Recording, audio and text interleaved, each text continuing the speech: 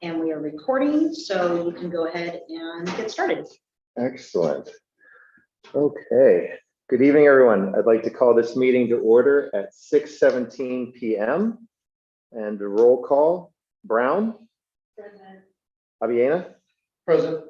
Gutierrez Galari. Not here. Papua. Here. And Rudolph, present. Please stand for the Pledge of Allegiance. I pledge allegiance to the flag of the United States of America and to the republic for which it stands, one nation, under God, indivisible, with liberty and justice for all.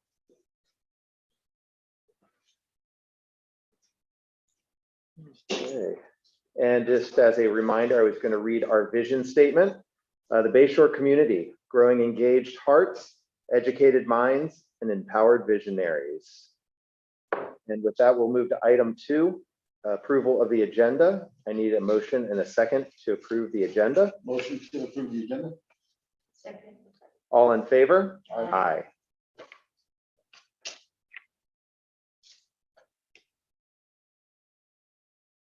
Item 3, public comments. Dr. Pittman, are there any public comments? There are no public comments, but there are 2 written communications to the board, so I will read both of those written communications. One is from Owen Camarco regarding the masking policy. He says, to the respected members of the Bayshore Elementary School Board, my name is Owen Camarco. I am a father of your student Everly Camarco, and I am writing in response to your decision to continue the masking policy for all staff and students. I am mixed about this because while I believe masks work, the risk of catching the virus has dropped significantly, and the mandates are being dropped all over, including schools in our area. The response to ending these mandates has been mostly favorable, and to my knowledge, it has not caused an increase in infections. I have seen videos of school children celebrating with joy, and they can now unmask. And I'm sure many of your students have seen these videos too. I am concerned that students could misinterpret the message behind this decision. By opposing the ending of mask mandates, I believe this could set a tone to our school children to see others who unmask as different, and this could develop negative attitudes. We came together at the start of this pandemic. We need to continue to unite as we come out. Sincerely, Owen Camargo. And then the second piece of written communication is from Nancy Rozier, teacher here at Bayshore.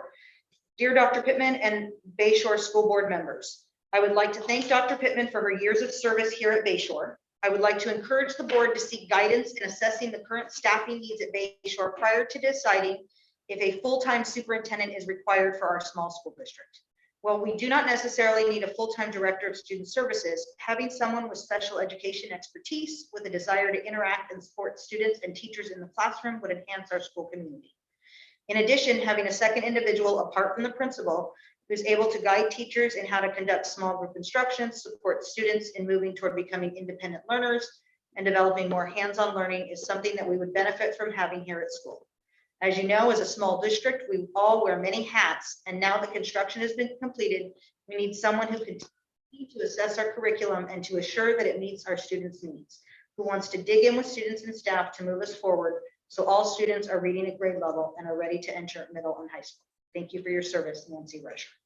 And those are the only 2 pieces of information I have. Okay, thank you. Okay, item 4, consent items. Are there any questions regarding consent items? With that, I will request a motion and a second to approve the consent items. Motion. Second. All in favor? Aye. All right, moving to item 5, our school report, and I will pass it back over to Dr. Pittman. So tonight we have a very special guest, Ms. Haley Smalley, who is our garden teacher. And so I'm going to hand it over to her to give a mini presentation just to share how exciting our garden program is. So the floor is yours. Great. As Dr. Pittman said, my name is Haley Smalley. I'm the garden teacher here. So I meet with students K through 5 as well as our SBC class once a week. And I'm contracted through an organization called Private Core Education Outside. So I've been meeting with the students, as I said, once a week, usually for about 40 minutes. And my goal is to supplement the science curriculum So I work with teachers to enhance what they're doing in the classroom with some more hands-on outside experience in the garden. And also to introduce some aspects that maybe students don't get to engage with as much. So we do a lot of art projects in the garden. We do some cooking as well to get students excited about food and where it comes from. So that's kind of a little bit about what we're doing now. And I'm kind of currently working on getting some more perennial plants, some more long-standing plants for the garden as well. I just today received a donation from a nursery, so I'll be going there this weekend to get some more things to plant, which is really exciting. And yeah, I'm open to answer any questions anyone has. Or Yeah, any questions from the board for us? Well, first, I'd just like to say thank you for doing this. Is a great asset for our community. So thank you for doing that. And I know that some other board members may have questions as well. One of the questions I just had is your, for lack of better words, jurisdiction strictly the garden area within that square footage? Or would it be considered, could we consider opening up other areas of the grounds that are available for growing to other things? yeah, I mean, that would be a communication with Yeah. everybody. Again, So I I just. would answer that and I would say yes. If that is something that we want to move forward and think about, yes, absolutely. That is something that can be considered. I mean, I know, for example, in the kinder yard, they're starting to put in some planters so that the kindergartners kind of have the space away from the kids to do some of that work as well. And so that is something that I'm open to helping with as it comes about and as we have the funds to kind of develop those areas. Excellent, thank you. Any other questions? Just want to say thank you for all the work that you're doing with our students. We appreciate that. Very important that it's what we have in our little garden. Hopefully, maybe we can expand it someday. Who knows? But thank you so much. Our goal is to eventually be like the Honda Pescadero where they have an acre of garden, Yeah. an acre of garden. We just need to have the property. That would be fantastic. You know, And I will say it is great because even with our small space, we're able to have herbs that the kitchen can use. And so that's a great thing for the kids to be able to contribute to the school through growing food that they can consume. So that's a great contribution that they can make every day through gardening class. that's fantastic. So thank you. Thank you. All right. Thank you very much. Thank you. All right. Item 6, educational services, and pass back to Dr. Pittman. So I wanted to give the board an update on our after-school programming and mid-Penn BGC update. As you know, they have been folded into the Boys and Girls Club of the Peninsula. And so I still am not quite sure if it is quote unquote official, like the documents are signed, but I know it's official in that it is absolutely moving forward. And so Mrs. Baker and I went and took a tour down at one of their sites down in East Palo Alto, probably about a month ago, and got a tour to see the program in place. They have been in the community for 20+ years. They have a very stable program in that every employee that we met was 5+ years. And then they elevate through the program in terms of starting out at one level and then are able to learn and grow and get promoted in the program. They also have, similar to us, they have staff members who work for the school during the day and then work in their program in the afternoon, and have done that. The one woman that we met, she had been doing that for years. Uh-oh.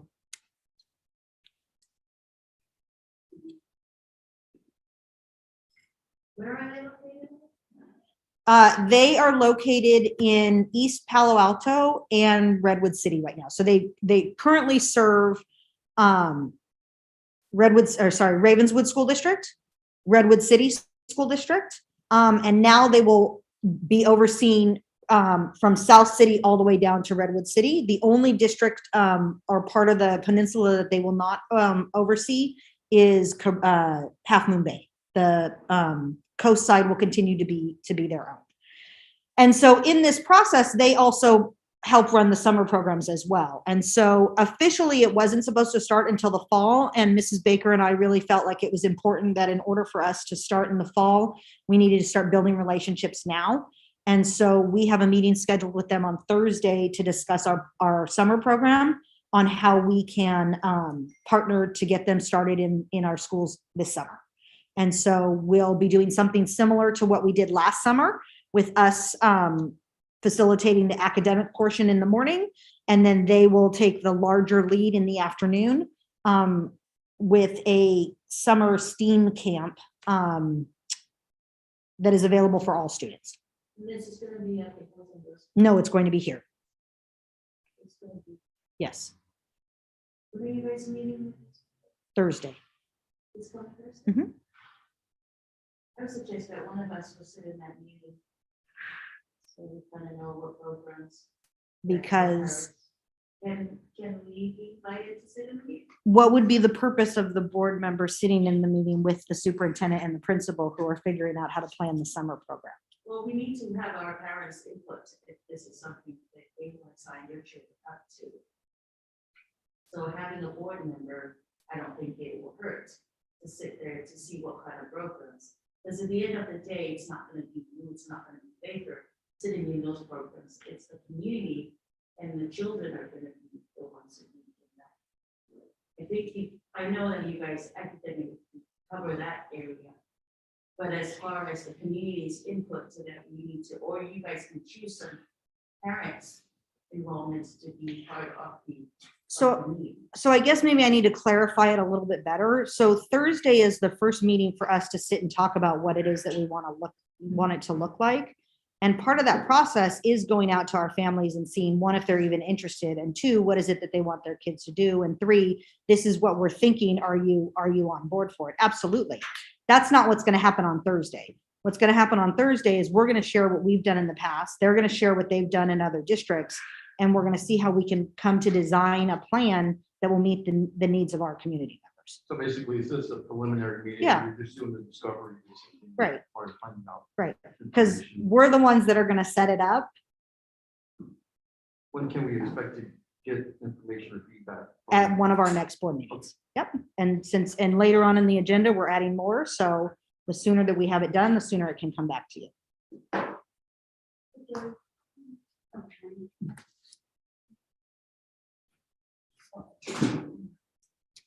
One of the other pieces that is,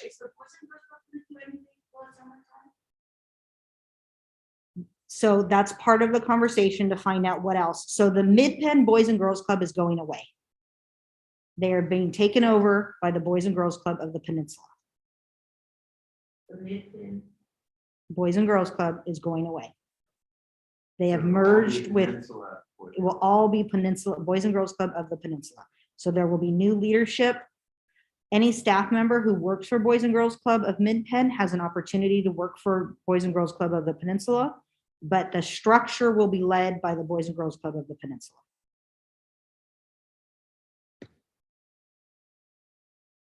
So in reality, we don't know what impact that's going to have on us directly yet.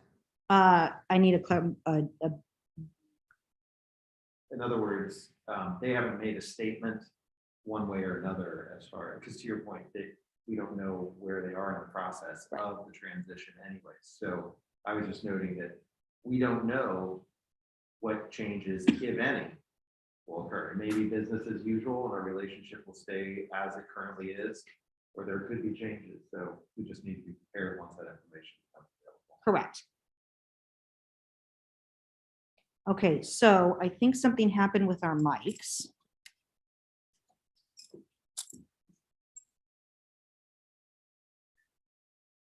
They shut down. What is that? transition? I don't know that yet. As I Yeah. said, as think that's I, what they're gonna- I just As I- got as I- feedback that they could hear me, but they could not hear that. so I at the just turned it table. back on. So now we're Okay. gonna hopefully see if that works. Teresa, could you say a few words to see if people can hear you? So, I guess one of the questions would be whether or not our current agreements with the Mid-Penn Boys and Girls Club will continue on even after the transition until the end of whatever that timeframe is. Yes, so currently, so for example, right now we have an ACES grant that actually goes through the city of Daly City. And then the city of Daly City uses that money to pay boys and girls Mid-Penn. And so we have already had conversation, and that's really not the norm. ACES grants usually go through the district. And so we've already had conversations with the city to transfer those funds back to us. So it comes to the district directly instead of going to the city of Daly City. And then that we would use those funds to help build the partnership with Boys and Girls Club of the Peninsula. And again, just like with anything else that we're doing, we've got some great things that are going on and we've got areas that we need to improve. And so this is an opportunity for us to see where those gaps were and how we can fill those gaps and make a better and stronger program for all of our students. Because, for example, one of the things that they do with their other programs is they don't use a clubhouse. They do everything at the school, and that's their model, and that's the model that they want to use with us. And so if that happens, the building is not owned by Boys and Girls Club. Mid-Penn Boys and Girls Club leased that from the city of Daly City. So then the city of Daly City will make a decision on what they want to do with that facility. Separate from this, if the new Boys and Girls Club of the Peninsula chooses not to use that facility. Maybe they could give it to our district. I'm just saying, hey, We can always. You can always ask. But wait, I just need some clarification. So Yes. you're saying, let me go right back. The funds that are coming to ACES.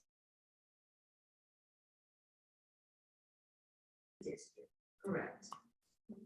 They are ACES funds that come from the state of California. Currently, the grant awardee is the city of Daly City on behalf of Bayshore.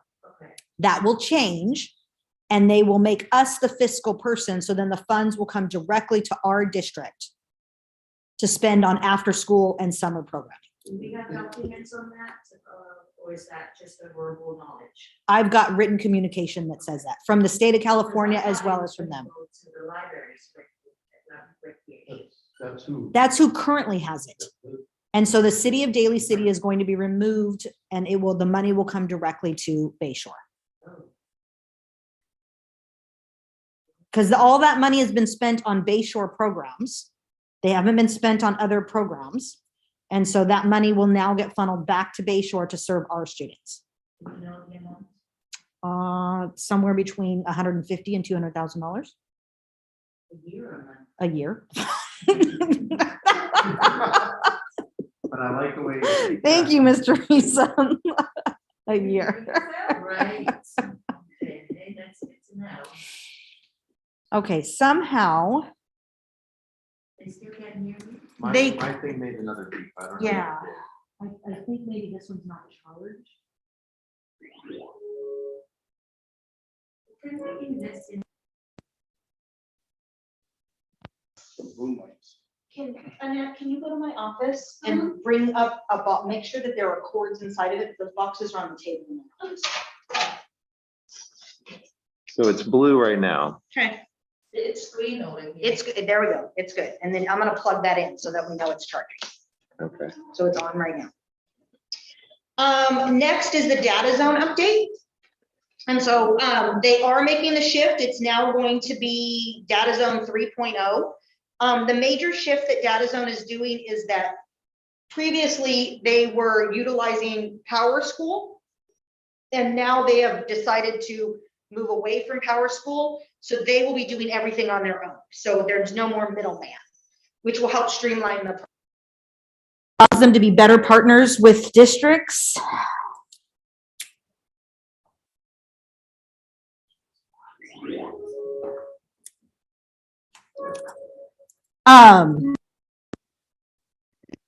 It allowed for the And then they can now include metrics from California, whereas Power School was a national focus. And so they really didn't give their primary focus was not meeting the needs of California. They were looking at it from a national perspective. And now that DataZone is going to do it themselves, they can focus specifically on California and setting it up so that it looks to meet the needs of California schools. So it'll be launched this summer.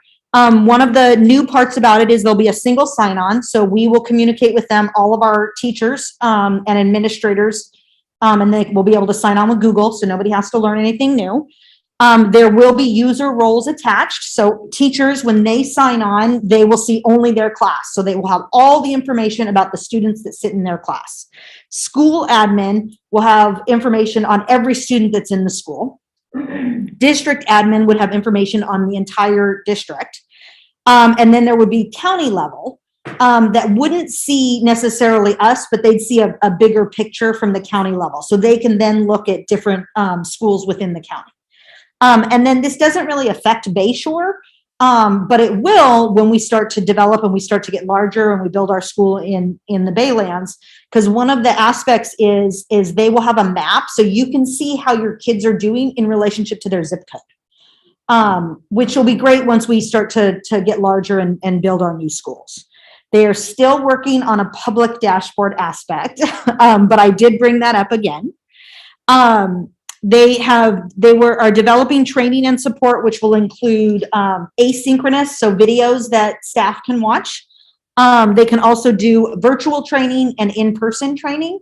And so in terms of the rollout, the timeline is they're going to release this at the end of May, beginning of June to the school leaders, so that in July, August, staff will be able to have access to it. So this will be this will roll out to our teachers at the beginning of the school year before school starts.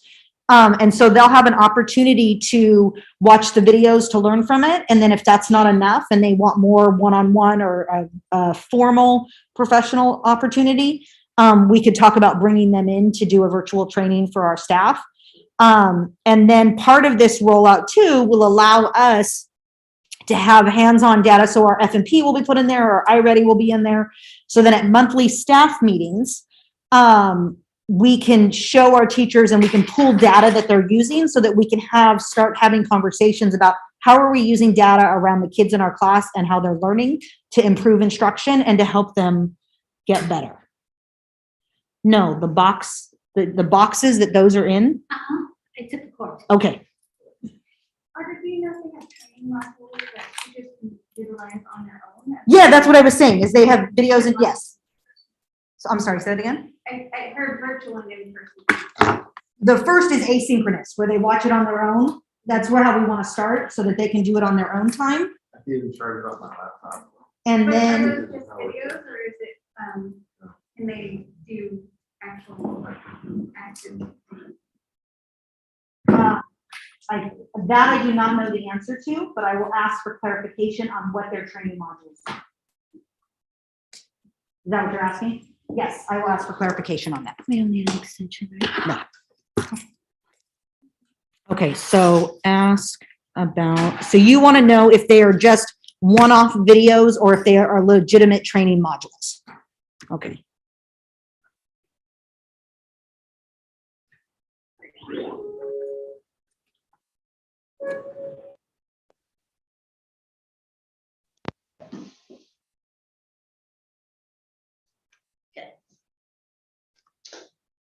And then for state testing, two pieces are coming up. One is our iReady, the third administration of our iReady starts next week. So the kids will be taking it from April 18th through April 29th. So then we'll be able to share that data at our May board meeting. And then our actual state testing, which we have not done in 2 years, starts May 11th. We have 2 weeks from May 11th through May 25th. And then that allows us time to do makeup if any of our kids miss it. And then, so they'll be training for some new teachers and really for all of our teachers as a reminder of what it means to actually give the test, since nobody's given it in 2 years. and reminding our kids how to log on and to go through all of that as well. So, yeah, so we're back into the thick of state testing. And so it's just around the corner.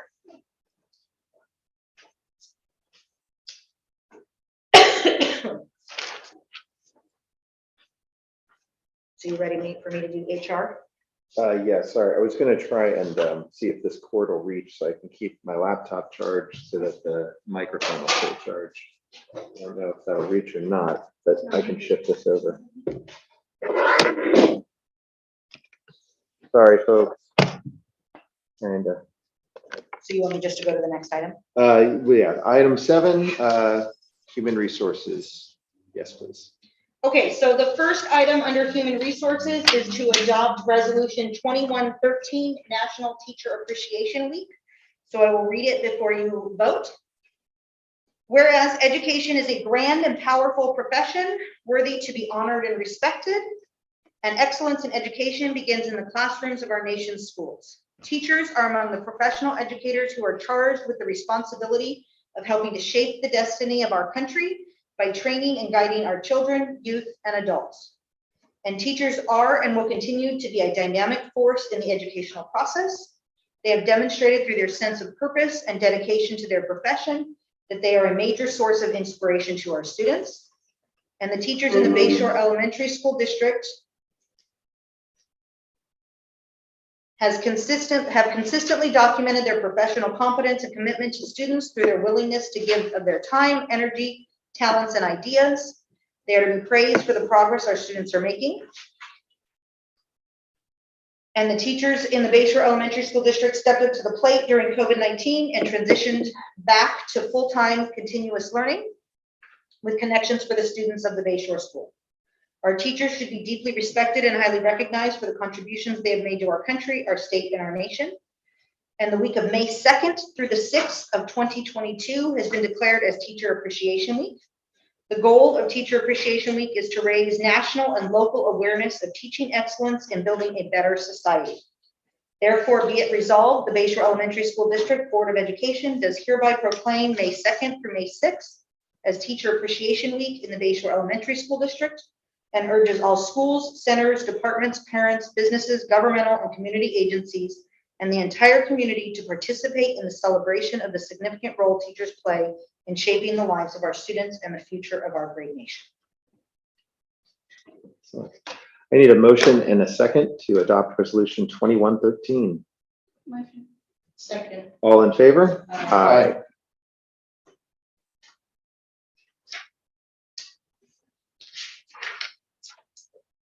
Resolution 2114 is Classified Appreciation Week. Whereas classified school employees in the Bayshore Elementary School District are involved in nearly every aspect of education, including maintaining school buildings and grounds, providing secretarial and clerical assistance, preparing and serving meals, keeping school facilities clean and orderly, assisting in the classroom, providing a secure environment, and many other specialized services. These dedicated individuals deserve recognition and thanks for the outstanding work they are doing for this state, their communities, and the children enrolled in California's public schools. Classified school employees are instrumental in fulfilling the state's paramount duty to educate children. By supporting the learning environment, classified school employees are crucial partners with teachers, parents, and administrators, and the Bayshore Elementary School District Board of Education. Be it resolved, the Bayshore Elementary School District Board of Education does hereby proclaim May 15th through May 21st as Classified School Employee Week in the Bayshore Elementary School District, urges all schools, centers, departments, parents, businesses, governmental and community agencies, and the entire community to participate in the celebration of the significant role classified staff play in shaping the lives of our students and the future of our great nation. Excellent. And I need a motion and a second to adopt resolution 2114. Motion. Second. All in favor? Aye. And so this year, we have done this for the past 7 years, maybe 5 years. Yeah. 6 years. meet in the middle. The week of May 9th through 13th is when we will be celebrating all staff. While there are separate weeks that celebrate teachers versus classified staff, We do not celebrate them separately. We celebrate them together because we want our staff to be celebrated as one, and to not separate. And so there will be celebrations that week that are, one day is usually sponsored by Maya and myself. Another day in the past has been sponsored by the board. Another day has been sponsored by PTO. So we will be working on getting that schedule so that our staff can have lunch for free all week to celebrate them in the work that they do to serve our kids. Resolution 2115 is to recognize May as Mental Health Awareness Month. Whereas mental health is essential to everyone's overall health and well-being, behavioral health disorders, including major depression, schizophrenia, panic disorders, and obsessive compulsive disorders affect many children and youth every year, indiscriminate of age, gender, race, ethnicity, religion, sexual orientation, or economic status. Approximately 50% of students with a mental health condition 14 years or older drop out of school, the highest dropout rate for any disability group. A focus on prevention and early intervention efforts could greatly reduce the number of children experiencing serious mental health conditions. Federal statistics show that 1 in 10 children has a serious mental health condition, but only a third will receive any care at all, even fewer receiving appropriate care. Children, youth, and adults can recover from mental illness and lead full, productive lives in the community. Since 1949, May has officially been recognized as Mental Health Month. Each county office of education, school district, school elected official, business, government agency, healthcare provider, organization, and citizen shares the burden of mental health issues and has a responsibility to promote mental wellness and support preventative efforts. Now, therefore, be it resolved that the Bayshore Elementary School District hereby declares May of 2022 as Mental Health Month and thereby requests that each school district, school elected official, business, government agency, healthcare provider, organization, and citizen recommit our community to increasing awareness and understanding of mental health, the steps our children, youth, and adults can take to protect their mental health, and the need for appropriate and accessible services for all people, especially children and youth with mental health conditions. Excellent. I need a motion and a second to adopt resolution 2115. Motion. Second. All in favor? Aye.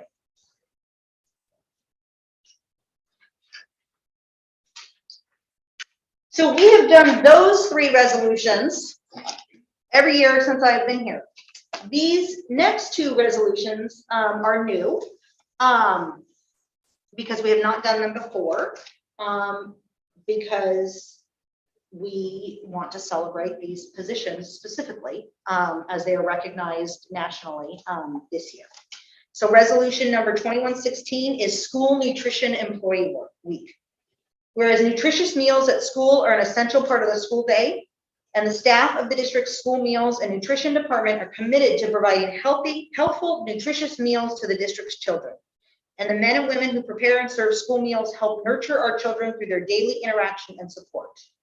Whereas the day of Friday, May 6th is School Lunch Hero Day. And whereas the week of May 2nd through the 6th has been declared as School Nutrition Employee Week.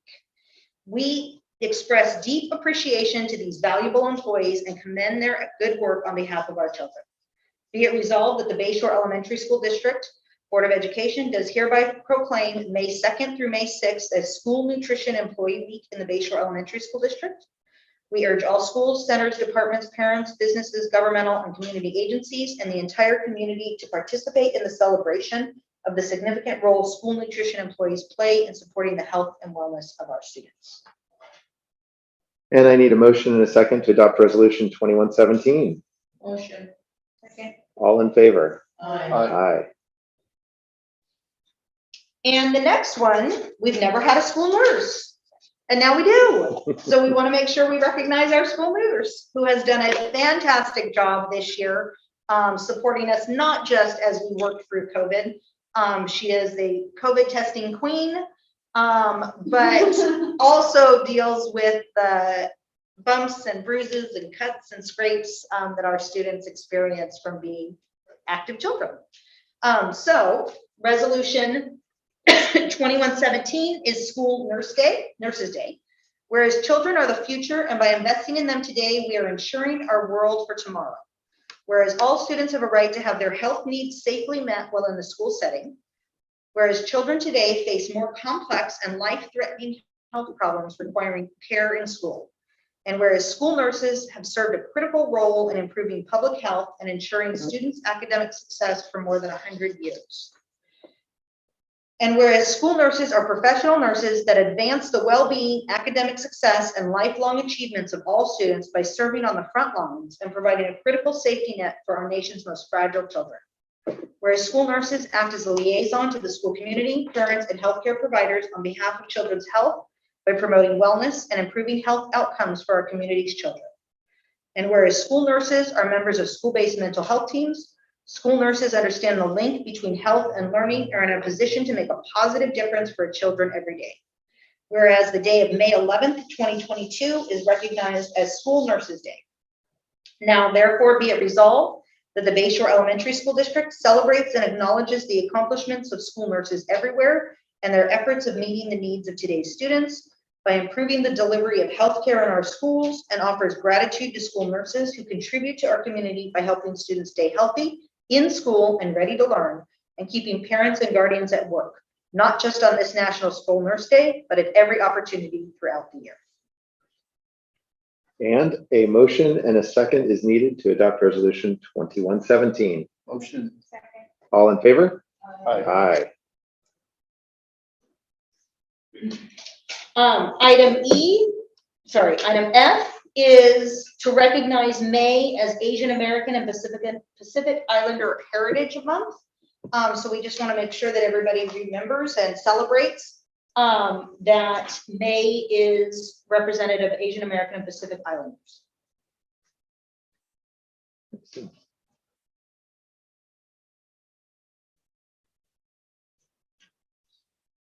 Next is, I'm going to share my screen, maybe.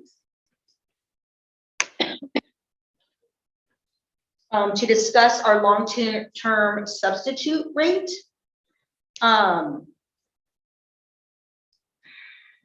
So we originally, prior to this year, our daily sub rate was $175 for a day, $200 if you were a long-term sub, which is considered you're in the classroom for 20 or more days. We decided to raise our daily sub rate to $200 a day because of COVID. We weren't getting subs. And so we wanted to make sure that it wasn't a payment issue, that we weren't underpaying people. And so when we did that, we did not raise our long-term sub rate. We have one sub who fits into that category because she subs in our SDC class and she subs in our in our 8th grade science class. And so she is getting paid the same daily rate as she is a long-term sub rate. So I'm bringing it to the board to discuss if whether or not we want to raise that as well. I surveyed I asked for responses from all of the districts within San Mateo County. And give me 1 second and you'll see it bigger.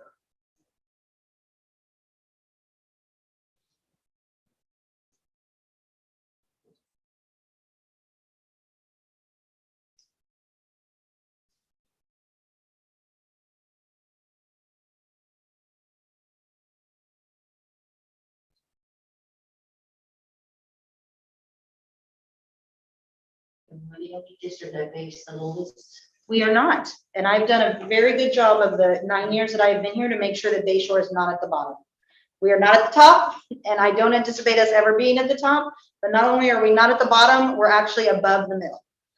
So this is ranked by daily rate. So the daily rate goes from $165.73 in Pacifica up to $275 in Ravenswood. That's because they just raised theirs. And as I said, we are not at the bottom, we're not at the top, but we're above the middle. So we pay $200 a day.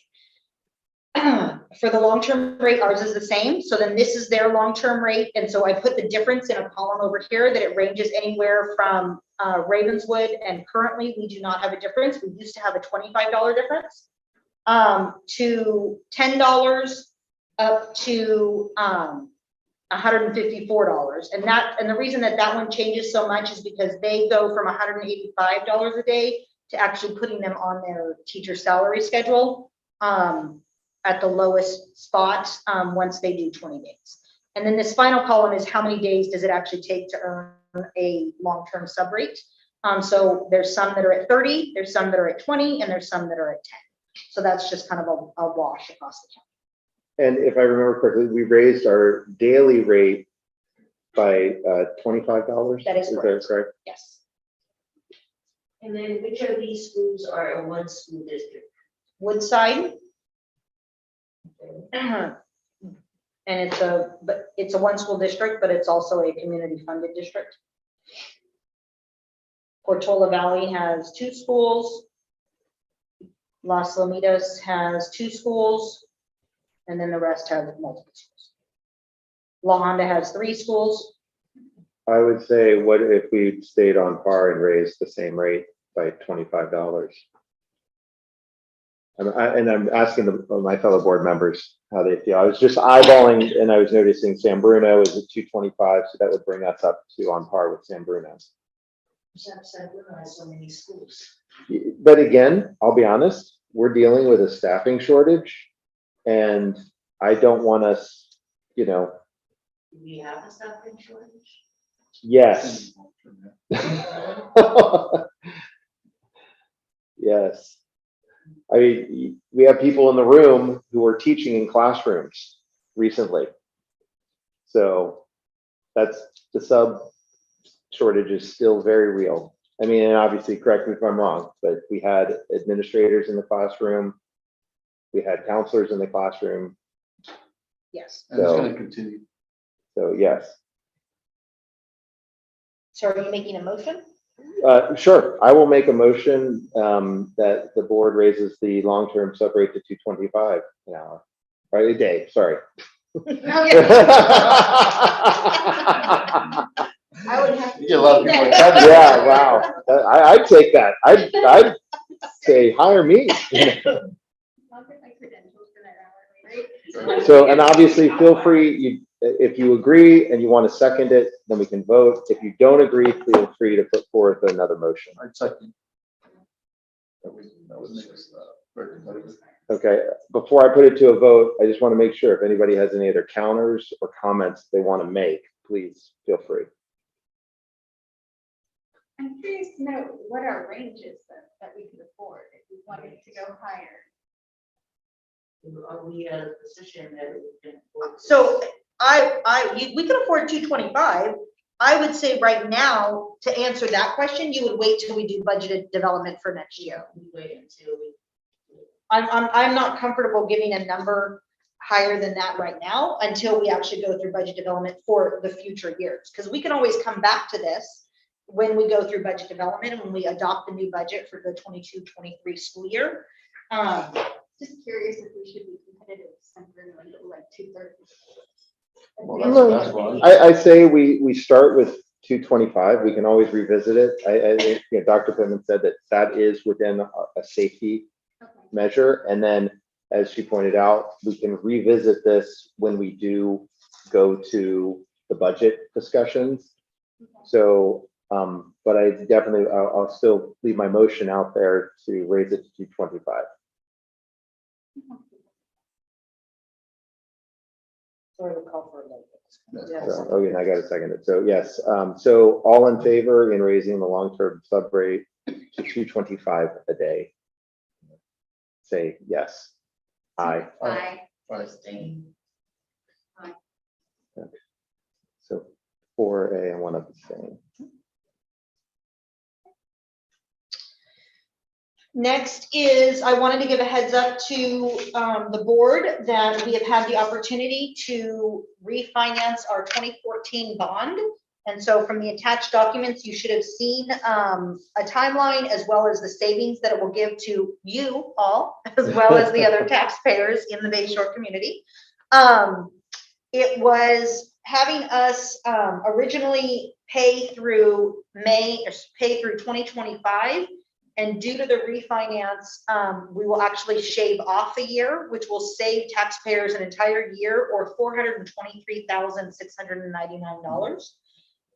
And so I'm bringing this to you because according to the timeline, at our May board meeting, we have to pass a resolution before we can actually do this. So I'll bring you the resolution for us then to go get funded by the bond company to refinance it. And then it'll be funded on, close on May 25th. Okay. Do you guys have any questions related to that? Saving money is good. That's right. Saving money is always good. For us and all our constituents.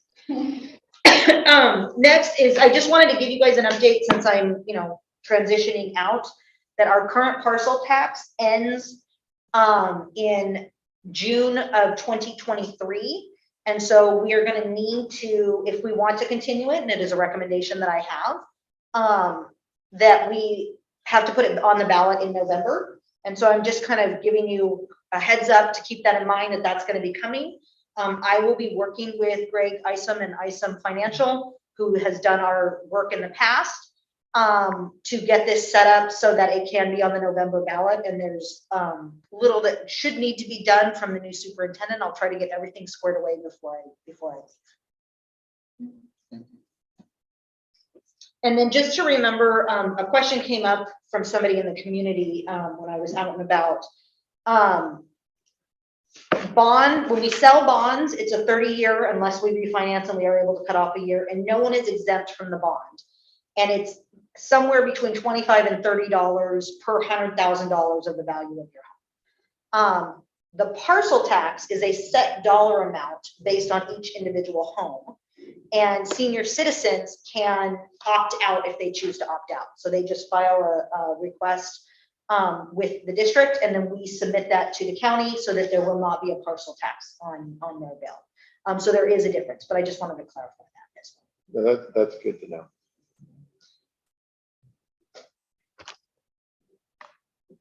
Okay, and that moves us to item 9, Superintendents Report. So I'm going to give a COVID update. So our numbers, we've had 0 cases since the last meeting, which is one of the things that we want to discuss. Our testing is still continuing on Mondays, Fridays, and Saturdays. They have not reached out to say that that's changing anytime soon, although I think there are less people who are testing because the surge has gone down. We do know that there are, across the news, there are other surges that may happen. We don't know. But as of right now, we've been pretty steady. And I do think that it's really important, the fact that we've sent out at-home test kits. We had a couple children that tested positive over break, but they did not come to school because we sent home the test kit. They called and they said, we're going to keep them home. So that means there's no spread on our campus. And so I think it's really important. And I'm very grateful to the state and to the county where they were able to provide us with those. And then we gave them to our families and they actually used them. There are some CDPH updates. These updates went into effect on April 6th, so we're already in there. The key change is in the past, when you have been exposed to someone who has tested positive and you are unvaccinated, you're supposed to quarantine. They are moving away from that if you are asymptomatic. If you start to show symptoms, then you are to stay home and to get tested. But their change has been that asymptomatic exposed students, regardless of their vaccination status, can continue to take part in all aspects of K-12 education. We've been doing that anyway because we've been doing modified quarantine because students wear masks and we require that. What has not changed is that it's still strongly recommended that exposed students wear a well-fitting mask indoors around others for at least 10 days following the last date of exposure. If they're not already doing that, our kids are. Again, they should get tested, and that's what we have Nurse Sabrina for. So we test kids if they just are showing any symptoms and we feel like it would be a good idea. If we know that they've been in contact, we test them. And we test kids and our staff. We cannot test family members, but we can test our kids and our staff. And then again, we have the community testing 3 times a week. So there's no reason why anyone in our community should not be getting a test. And then exposed students, and this really pertains to all, who have tested positive within the last 90 days do not have to test after exposure. And that's true of any adult as well. And then once again, Any exposed student, if they have symptoms, need to stay home. Even if they're testing negative and they have symptoms, we want them to stay home. So again, we're bringing up the conversation around masks, that CDPH, effective March 12th, was that in a K-12 setting, school settings are to be a strong recommendation, meaning students and staff are strongly recommended to wear masks, but they are not required to wear masks. The mask guidance goes from mandatory to strongly recommend to recommended and to optional. My superintendent called today. They are saying that we're probably going to continue to stay in strongly recommend through the rest of the school year. Dr. Pittman, Currently, I'm sorry, Dr. Pittman, do we have any dates on the booster shot for students? I do not. I don't know. I can follow up to find out if they're setting up vaccination clinics that are Or if the related. schedule goes, because Yes. I know. So I think our last meeting, we were supposed to come back today to make our decision about masks. Yes. So where we. Right. So I want to share two pieces of information with you. One is that we're still at 0 cases. We did not had an uptick. Two is of our 23 districts, 19 are following the CDPH guidelines of strongly recommend. 4 of us are still requiring masks up to this date because we went through spring break. Those that have switched to strongly recommend have said that there has not been an uptick in cases on their campuses. And they also say that there's a range from 50, some school districts are saying that 50% of their staff and students are still wearing masks. Others are saying 90% are still wearing masks. So it really is dependent upon the community that you're in. So that's just another piece of information that I want to share with you before you make a decision on whether or not you want us to continue to require, or if you want to make a shift to the CDPH guidelines of strongly recommend. I have a couple questions. Absolutely. And it's, so if we decided to shift to strongly recommend, I am saying this more for the community awareness as well, is that we would still be testing. Yes. And if a teacher noticed a student with symptoms, could the teacher say, please put a mask on Yes. and go get tested? Yes. Okay. And if we shift to strongly recommend, you can just like when you're walking, you can always take a step back. And so if there becomes a point where we say, oh, there's another virus or another variant, and we want to shift back to requirement, we can shift back. Just because we move forward doesn't mean we can't move back. And you wouldn't have to wait for a board meeting to do that. If you give me that direction, then I can make that decision if that's how you want to move forward with this.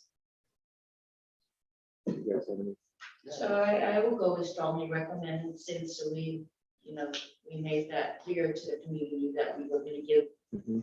and then they came back with Yeah, 0. and the data is supporting Right, that. so, yeah, so I'm glad that Dr. Pittman mentioned that. If that there is a point that we need it to, we can always go back. But at the same time, we're letting the community know, and even parents, that this is what we want to do. So you help us along the way. Mhm. We're going to have this happen. And if you feel that your child is sick, please follow the protocols. Yeah. So I will say go for strongly recommend. The Okay. caveat that if you to go back to require if necessary, that you have that authority to do so. Okay, so the motion would be to move to strongly recommended with the instruction to the administration to track the CDC data, and if there is any sort of uptick, to reinstitute mandated masking. That's the motion. So if I could get a second. Second, You motioned. Oh, I thought I motioned.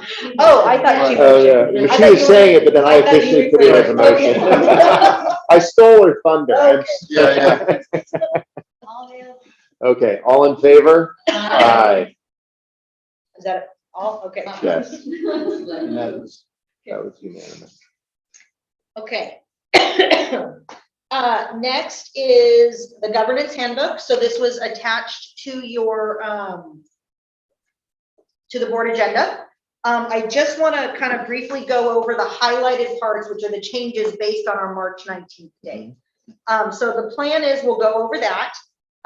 You will, if there are any other changes you want me to make, we should talk about it now so that at the next board meeting, you'll actually adopt the revised governance handbook. So changes occur on page 2, which we now have a table of contents, which we did not have before. And then at the top, it talks about how this document reflects the governance team's discussions about developing and sustaining a framework for effective governance, and includes highlights of their conversations about unity of purpose, roles, norms, and protocols that enable the governance team to continue to perform its responsibilities in a way that best serves all students. Can you correct the spelling of my last name? Yes, we're on what page?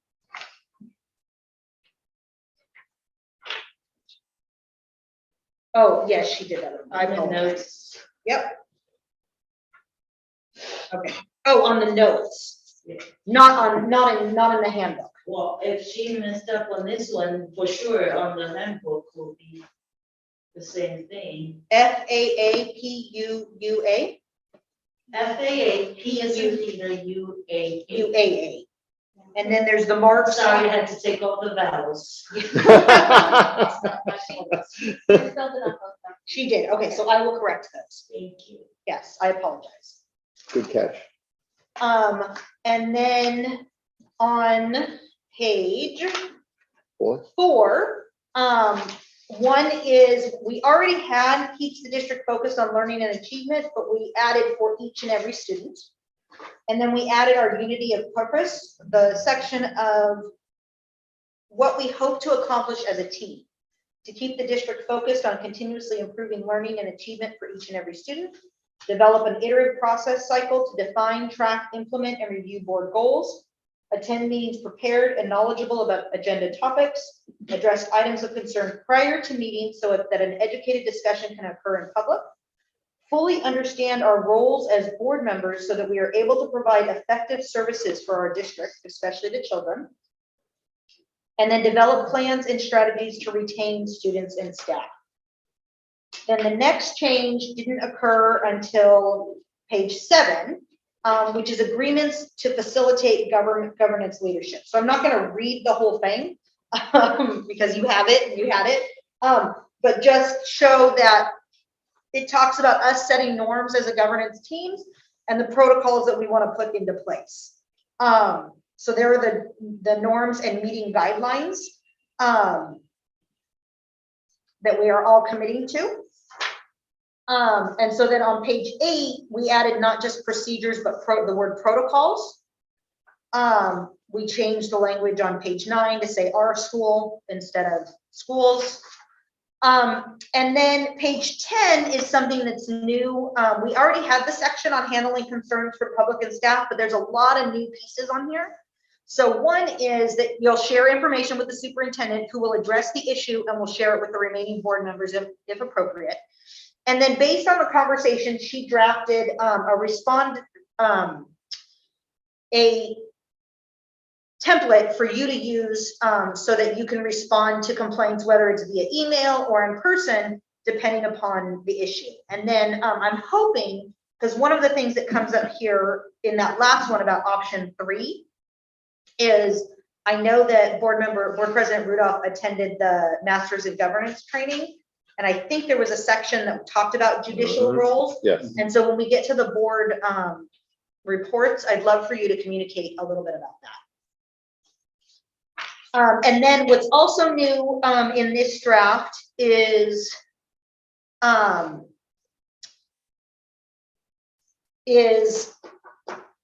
last page, that this time we're saying not only have we reviewed it, we're affirming it on this date, and then we're all signing.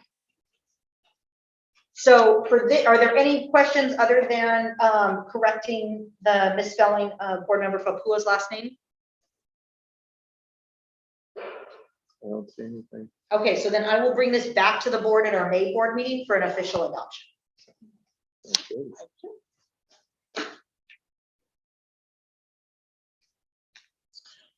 Next is the equity audit. So you all have a copy of the equity audit. So I'm not gonna read it to you. You have time. I just want to briefly go over, that they have an equity framework that they used in order to do this equity audit. The methodology they used included data collection, surveys, and focus groups, which some of you took part in. They have 7 recommendations for us. And so since this is the first time that we're reading this, what my plan is for us you to ask any questions regarding the recommendations that they have. For me to go and present this to the staff at one of our staff meetings between now and the next board meeting. And then we'll talk about of their recommendations, which ones we want to implement, and when we want to implement them. Because some of them may be action steps that we can do now, and some of them may be things that you want to wait until you have a new superintendent on board to help roll that out. Because it may be a goal that you work with the new superintendent. It may be something that we want to start in the fall. And so I don't want us to say we're going to do all these things when we don't have the capacity to do them. So does that make sense? Mhm. Okay. So the domain number 1 was to develop a district diversity, equity, and inclusion team to serve in an advisory capacity to ensure equitable practices are enacted in the district. So that's to legitimately have a standing committee that is focused specifically on diversity, equity, and inclusion. And that committee includes members of each stakeholder group so that everybody is having conversations and making plans and actions to do the work. Domain number 2, there are 2 recommendations. The first is to enlist the entire school community in working toward establishing a supportive community focused on equitable outcomes and inclusivity among all stakeholder groups. So that's gonna kind of come up a little bit when we talk about our culture and climate survey, and so that's something that's kind of already in the works as well. It's not really clear. The other one is really clear. Form a committee, move forward. This one is a lot more process oriented in terms of how do we actually enlist the entire school community on having this two-way group. And then the second recommendation is to expand the current system of restorative justice and positive behavior supports to include consistent implementation and enforcement of disciplinary matters. Again, we're going to talk about that a little bit later when we talk about our culture and climate survey. Domain 3 is equity in the educator workforce. So develop or refine talent management strategies for the district.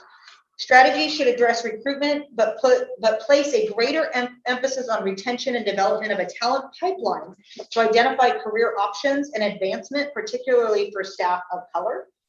So that is to really sit down and think about what are our ways to advance, to recruit, to retain. Side note, next Monday evening at 7 o'clock is the San Mateo County School Boards Association dinner. And their focus is on retention. And so there's 3 different districts that are presenting different ways that they are hopefully tapping into recruit and retain quality staff members. So it would be great if one or a couple of us could go to that. I don't know, I will check. Domain 4, they have one recommendation, which is to develop and implement a plan for district-wide, coherent, consistently implemented professional learning with a focus on equity and cultural competence for all levels of staff, including district office staff members. And then domain 5 has 2 recommendations. One is to inspire educational gains among your most vulnerable student populations by developing a plan to ensure high-level implementation of core curriculum, tiered intervention across grade levels and content areas, and to develop and conduct an internal data alignment, data evaluation, and systematic review process with clear expectations for closing opportunity and achievement gaps. And that one falls in with our technology and data analytics subcommittee. So you can see that all of this is it's all coming together at a time that is great for us to take future steps forward to improve the work that we're doing. So again, I just wanted to share this with you. Next steps are for me to present it to the staff, and then to come back at our next board meeting to talk about which ones we want to tackle and what's kind of a timeline to addressing these with the new superintendent as well. Question? A lot of good information, and I definitely look forward to seeing how, like, getting the input from the staff as well. I need to go back to our mask mandate. I'm gonna ask for a date. I'm asking if we can start it on Monday so we can get through this week. And the new strongly recommend will begin Monday. Sure. Today is Tuesday. Or 18. So superintendent search update. So you asked me to put out an RFP to various search firms to find my replacement. I did that. A letter went out with President Rudolph's name on it to 10 different organizations, I believe. Yeah. I believe so. We have received one back already, and we have been notified by 2 others that they plan on submitting, but we have not received those yet. So they have a deadline of Friday, and then we have scheduled a meeting for Monday night at 6:15 for us to go through those applications for you want to move forward with, so that we can start the official process. Okay. Any questions? No, just as a reminder, based on, and feel free to, if I'm misspeaking, but once we pick a consultant to assist, then we will be able to officially post the position. And in parallel, once that's out, we can then also work on putting together a profile. And getting input from all stakeholders. Right. Yes. And yeah, so that's where we want to get And the all of the consultant. search firms will get input from surveys, focus groups, large meetings, and then one-on-one conversations with key stakeholders. Okay. So they'll have one-on-one conversations with each of you. They'll have either a one-on-one conversation with the union president and or the union executive team. And then and PTO, then they'll move their way out. And there'll be an opportunity for every single staff member and every single family member. And I would like them to ask our students as well, at least our middle school students, for some input as well on what is going well and what they think they want, where do they want to see Bayshore in the next 5 years? And what kind of person do we need to help us get there? Okay. And so we had set a deadline for the RFP of Friday, the 15th. When can the board meet to make that decision? We've scheduled Monday. So we do have Monday on the book. Monday at 6:15. 6:15. Okay. We'll officially do that on our next line. So everybody has to physically be here to make that. If you aren't physically here, you have to give me your address and then you can call in via Zoom. There you What if I'm in my car? go. Closest house. No, because I'm going to be down on the peninsula. Well, can you stay there? Like, do you know where your meeting is? It's at a Lutheran church. That's fine. So I could put the address of the parking lot, but I won't technically be in the Lutheran church. I'll Right. be at that. Yes. Okay. The invite I had says Tuesday the 19th. Did we switch it to Monday? We switched it to Monday. Yeah. Because she's not available on Tuesday. I didn't mean to do an invite for I don't think I sent an invite for Monday. I mean, for Tuesday. I don't think I We sent, have something listed there. Email. when we- I don't think I sent an invite yet. No. I did not, because it's not on my calendar. No. Yeah, My double checking. calendar automatically. Oh. Information. When you click on the. When I started Okay. typing and then it's like, when I yeah. went into the information, it said, April 5th. So we had said Monday at 6:15. Does that still work for everybody? Yes. And Dave, before Friday, we'll figure out Yeah. what to do for you. Well, because ideally, maybe we can meet on Friday and then communicate the information that we've received. So it has to be done during the board. We can't give them the contracts ahead of time for the proposals. Can we email out the proposals? Oh, yeah, on Friday when I post the board agenda. Everybody else get the 3 days, just like Sure, normal. that's fine. Yeah, yeah. Okay. I'm just saying you can't have any conversation. No, and say no everybody- conversation, but obviously the art, the Part of me contract. posting the agenda. Yeah. Will be including all of their proposals. So Perfect. everybody will get Okay. to see all of them on Friday when I post. And then when we come on Monday, it'll be open discussion for us to have, for you to decide who we want to go. Okay. And the reason I'm including myself in this, but when they are posted and they're available, let's try and read through them before Monday.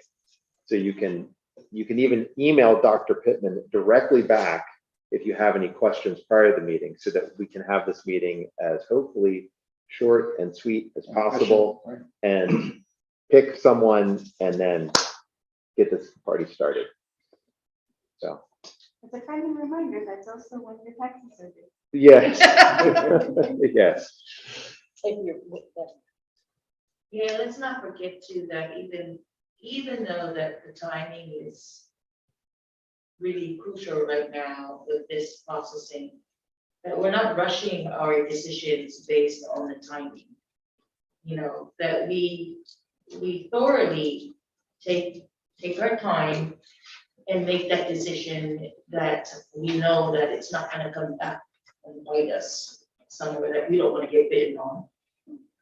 And to actually look at our the decision that we're going to make. So I'm just asking everybody not to rush things because of the timing. Well, I'm not rushing to, I'm actually rushing to start so that we do have as much Yes. time. Process, yeah. Because I think that this is our prerequisite to getting community feedback and staff feedback and student feedback. And, you know, but that's where I'm hoping we can get enough data from the agenda to come, and if we have questions, ask those in advance, so that when we come here, we can, at least each of us could go through and say, hey, this is my first choice, second choice, third choice. And then we can kind of discuss why that bubbled up to the top for you versus someone else's choice, and then hopefully come to a consensus very quickly regards to that choice. Now, as far as, yes, the hiring, obviously, when we were, it would be great to have someone on board prior to Dr. Pittman's last day, but Ideally. I'm not gonna rush the process to make that happen. If it happens, great, that would be beneficial, but if it doesn't, we have, Dr. Pittman's phone number. So I believe at the last meeting with the consultant, Mahoney, I think we established that meeting as well. Yeah. Okay. Any other questions regarding? No, and I appreciate you saying that, Teresa. Yeah, we don't want to rush this. We want to make sure that, we're doing our due diligence. That's it.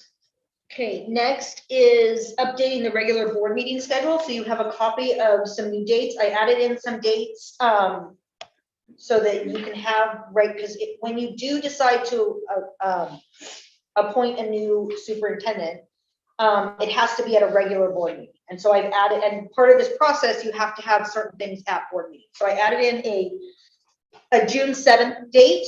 And if you aren't to a point where you find somebody, then you can cancel the date.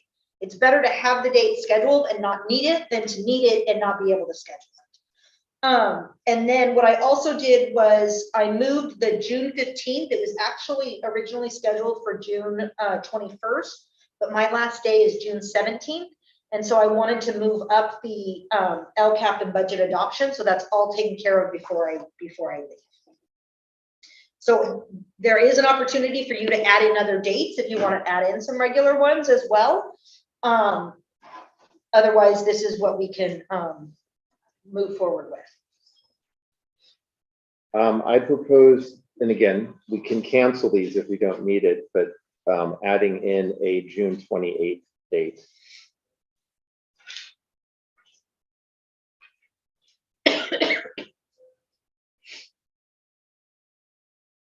June 28th. Again, I know it's wishful thinking, but maybe we have something turned around by then. And again, if we aren't, then we cancel it.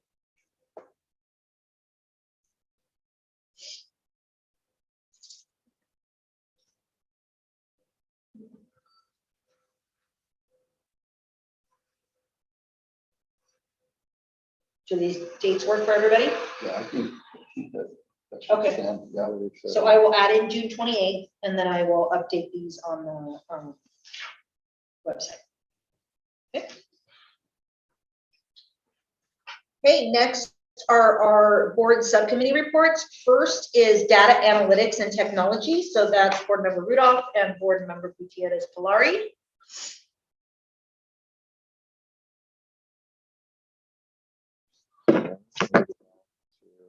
My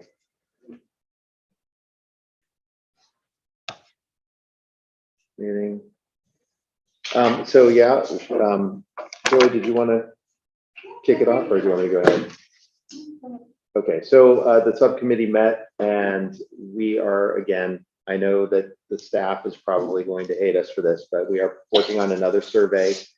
I would just emphasize that we're trying to make these as strategic as possible, and put your feedback into action. I believe, though, and Dr. Pittman, you could probably speak better to this, we are going to give the staff the opportunity to work on this during a staff meeting. Is that correct? Yes, so this is going specifically to teachers. I sent it out to them yesterday, so they had an opportunity to review it if they wanted. But we have time blocked out at our staff meeting tomorrow for them to actually complete it. Yeah. Okay, great. And the goal is to kind of get a good snapshot as to what is working now, what is not working now, and hopefully keep what's working or improve it, and fix what is not working or merge it with something else, so that we can kind of have a uniform process and back-end systems, so that it's easy for everyone, whether you're a student or a teacher or a parent, to log in and get, where you need to go to get whatever information is that you're looking for. And Joy, did you have anything else you would like to add to that?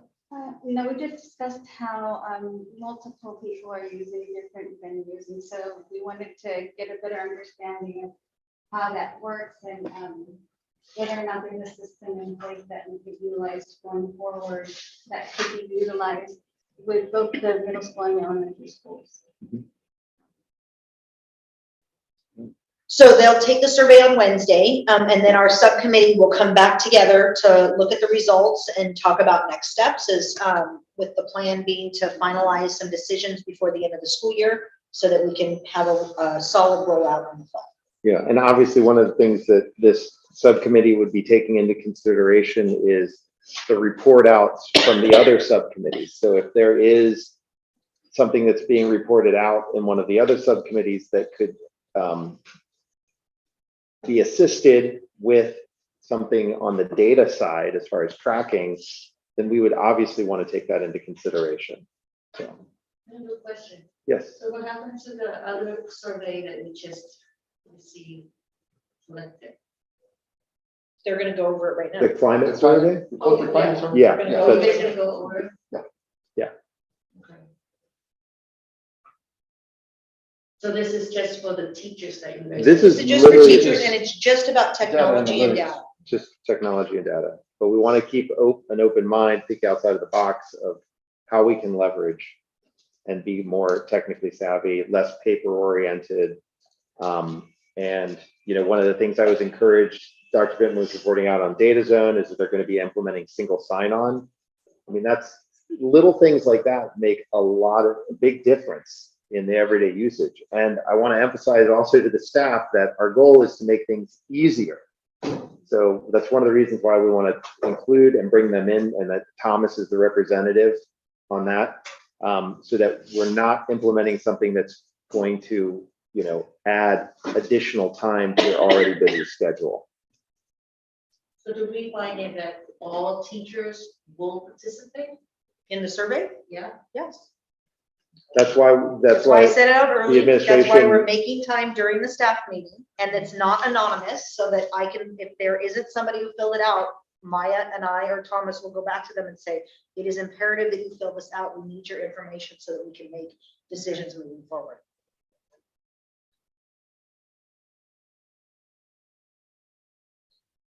And that is all I had to report out. Joy, did you have anything We're else? just you wanted to- hoping to find out through the survey how comfortable teachers are with the technology that they're utilizing, whether or not they'll need further education on it, if they aren't comfortable.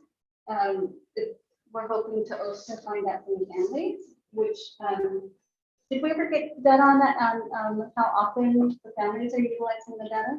I pulled out how many parents have signed on, yes, and so I'll bring that to our next committee meeting. So that's something else. And then we have a survey that's gonna be talked about, so the climate survey, one of the next steps that they're gonna talk about is actually doing a survey for our parents.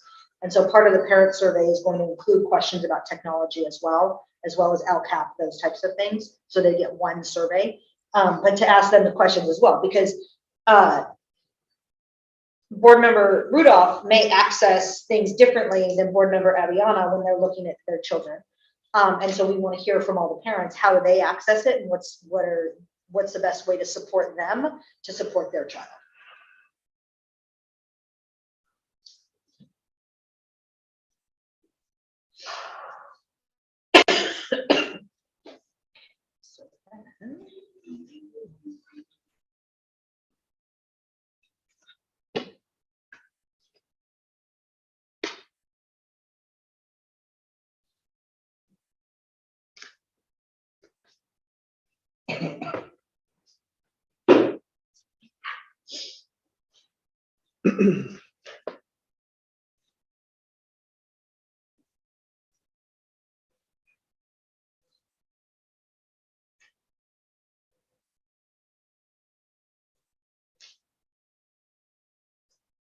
So the next thing we have on the agenda is the culture and climate survey results. The survey was sent out to everybody, the classified and the certificated staff from March 14th through the 18th.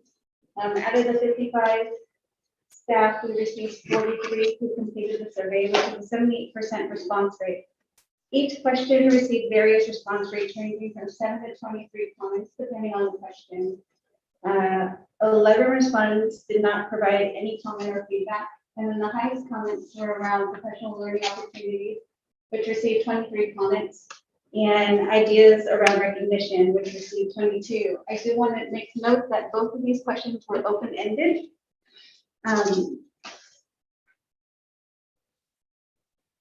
And so we're going off to question number 1. Yeah, I mean, first and foremost, I wanted to thank all the staff for participating in this survey, this was an anonymous survey. And, you know, with the response rate was pretty good. And I'll just dive into it. One of the first questions that was on the survey, I enjoy working at Bayshore.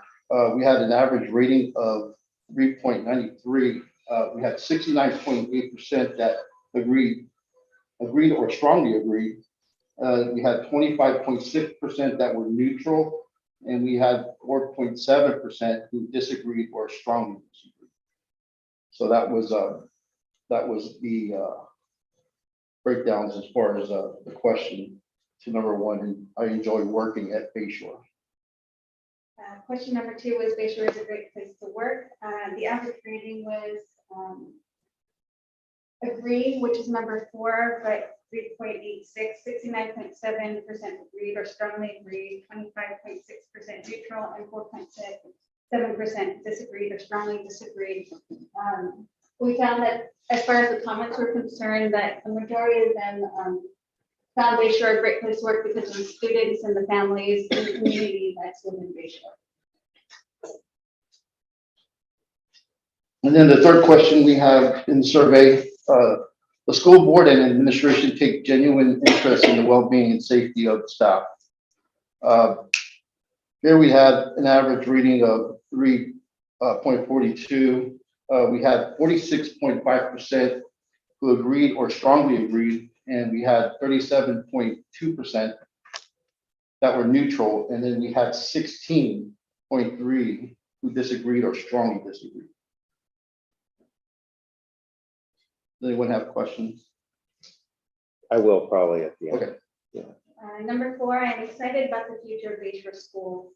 average rating of 3.63, 53.5% agreed or strongly agreed, 32.6% were neutral, and 14 disagreed or strongly disagreed. You'll notice that the majority of the staff were neutral, even though it was agreed and strongly disagreed, or agreed, I'm sorry. There was some of the comments that have some question as to the future of Bayshore, depending on how we go forward. So we'll have to look into that. Then we go to question number 5. I feel satisfied with the recognition or praise I received for my work. And this is where, it gets interesting because we had an average rating of 3.21, but then, we had a 37.2% who agreed or strongly agreed, and we had 32.6 who were neutral, and then we had 30.3 who disagreed or strongly disagreed. So, we kind of see the pendulum kind of swinging the other way there. So that's just something to keep in mind as we move forward. Number 7, I received constructive feedback, which gives me opportunities to grow as a professional. Average 3.16, 32.6% agreed or strongly disagreed, 46.5 neutral, and 20.9% disagreed or strongly disagreed. From the feedback that we received in comments, it indicated that they would like to receive more feedback and more instruction and visits within the classroom. Number 9, the question was, I'm provided with the appropriate technology and tools to facilitate seamless real-time communication with the students. We had an average rating of 3.65.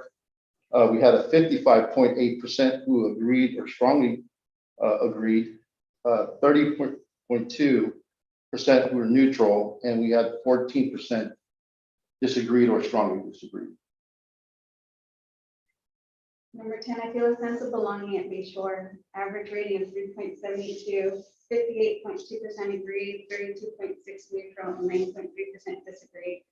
It's nice to see that the majority of them are happy to be here, but there are still some room for improvement. And number 11 here, the question on this survey was, I think about looking for a job at a different school. And this is something that, So it's backwards. We want it. yeah, we're going backwards here. So average rating was of 2.53. We had 53.5% who disagreed or strongly disagreed. 23.3% were neutral, and we had 23.3% who agreed or strongly agreed on thinking about looking for another job at a different school.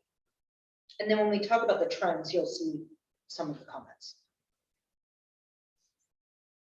Number 12, I feel welcomed and accepted at Bayshore. Average rating of 4.05, 72.1% agreed, 25.6 neutral, and 2.3 disagreed. Also the one with the lowest amount of comments was 7.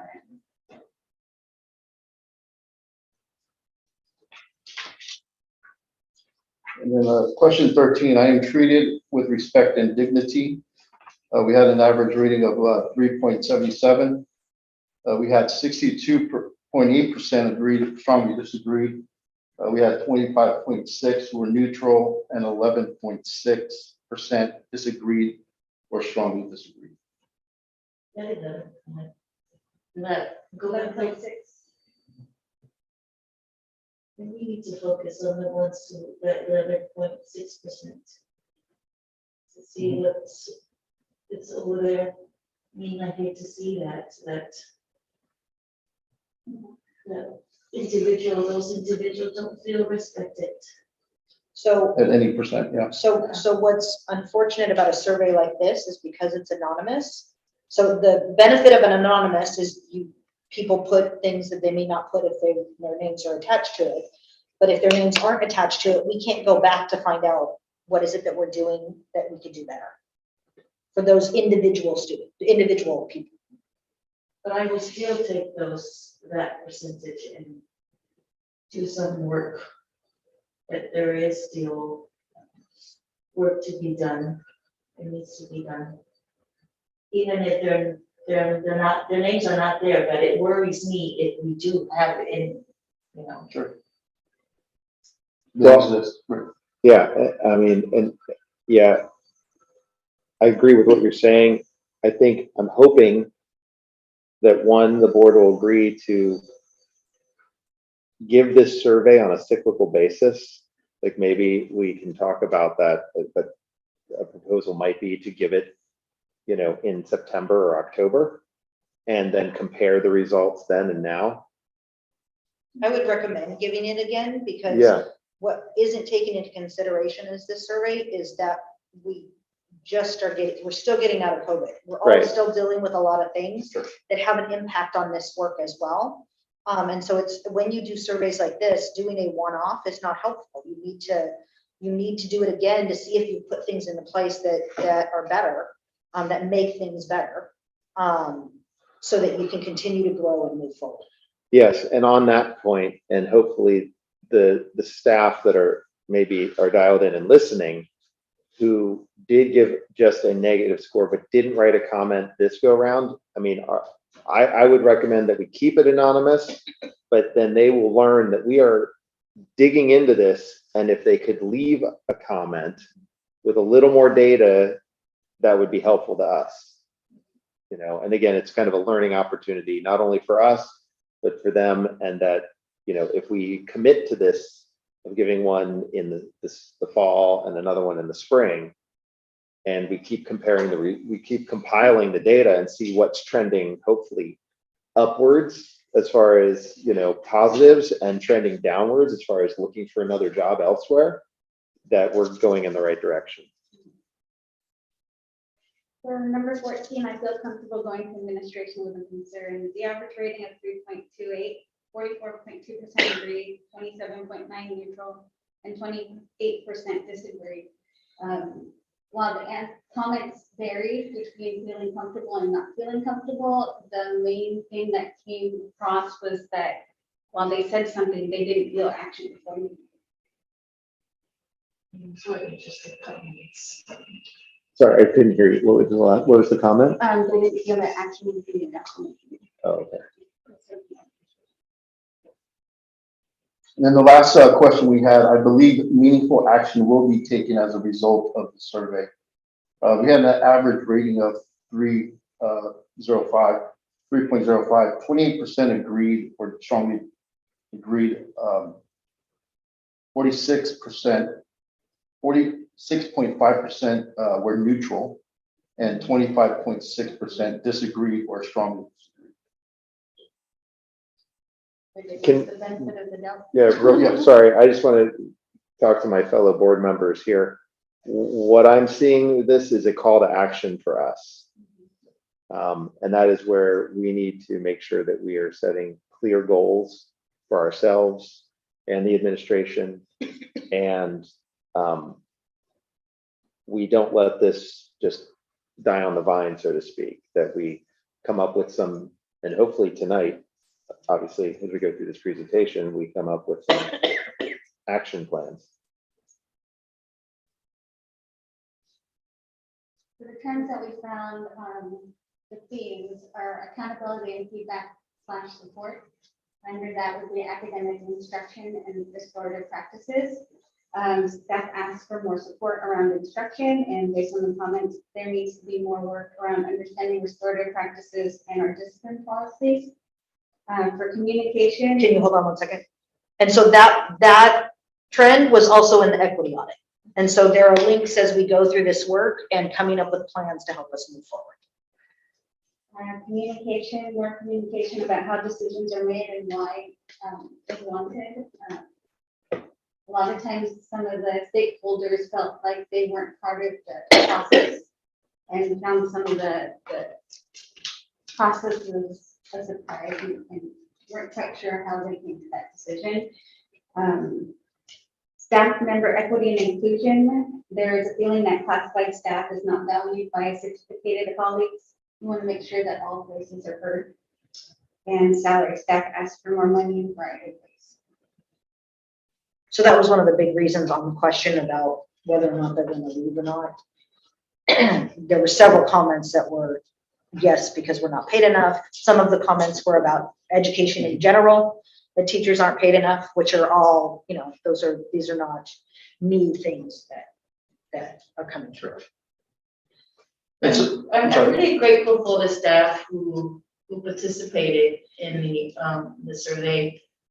And I'm grateful for and appreciated all the staff that were courageously enough to put comments there without any holdback. Because this work will not be able to go furthermore or be able to, for us to come up with any action plans or any way of changing the climate in Bayshore if we are not noticed. You know, again, we only have one employee, which is Dr. Pittman, but the core of the job of the work is the staff. And if we're not aware of what's going on, we can never fix anything. So there is an iceberg over there, Rick, remember? Oh, yeah. But we can't get to the bottom of the iceberg if we don't know what's going on. Right. So kudos to all the staff who participated, and I just want to say that. I agree.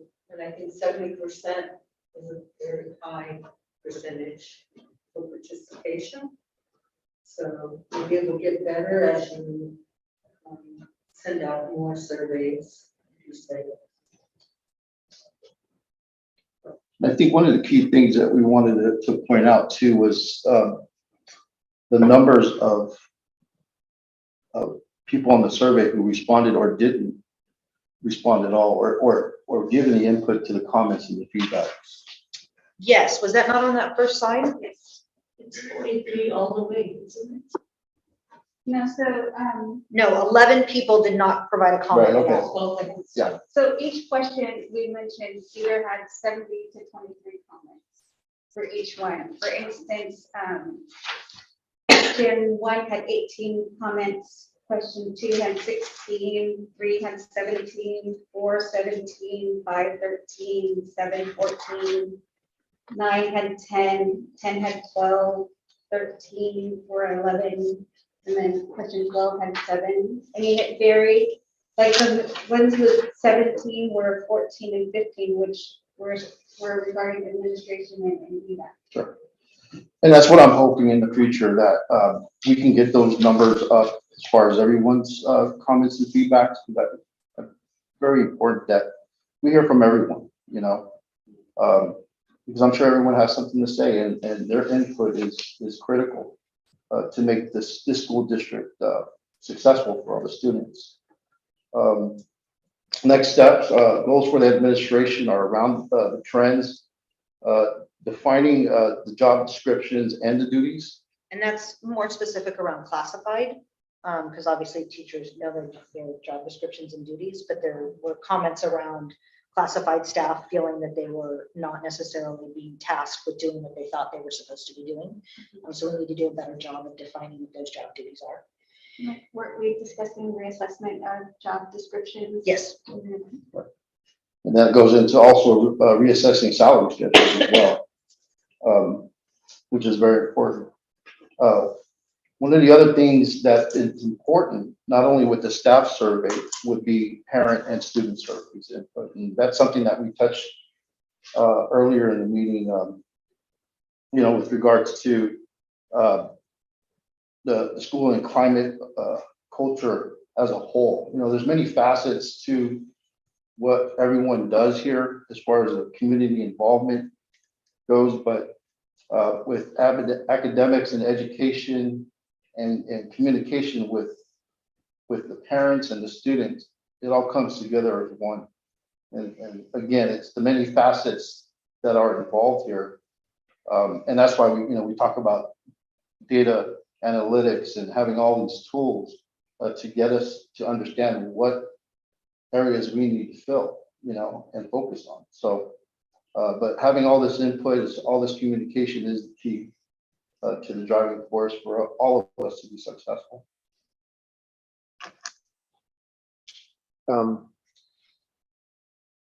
So Has a priority list been put together yet as far as the outcome? Like, obviously, there's probably several different, So the priority list are those trends. okay, So those are where the focus needs to move towards. okay, And so it's twofold. So the next step is the subcommittee can come together and we can draft some possible goals. But the other question is, some of these things, so yes, the next step is for the subcommittee to come back and then draft some possible goals based on those trends. Those are the priorities. okay.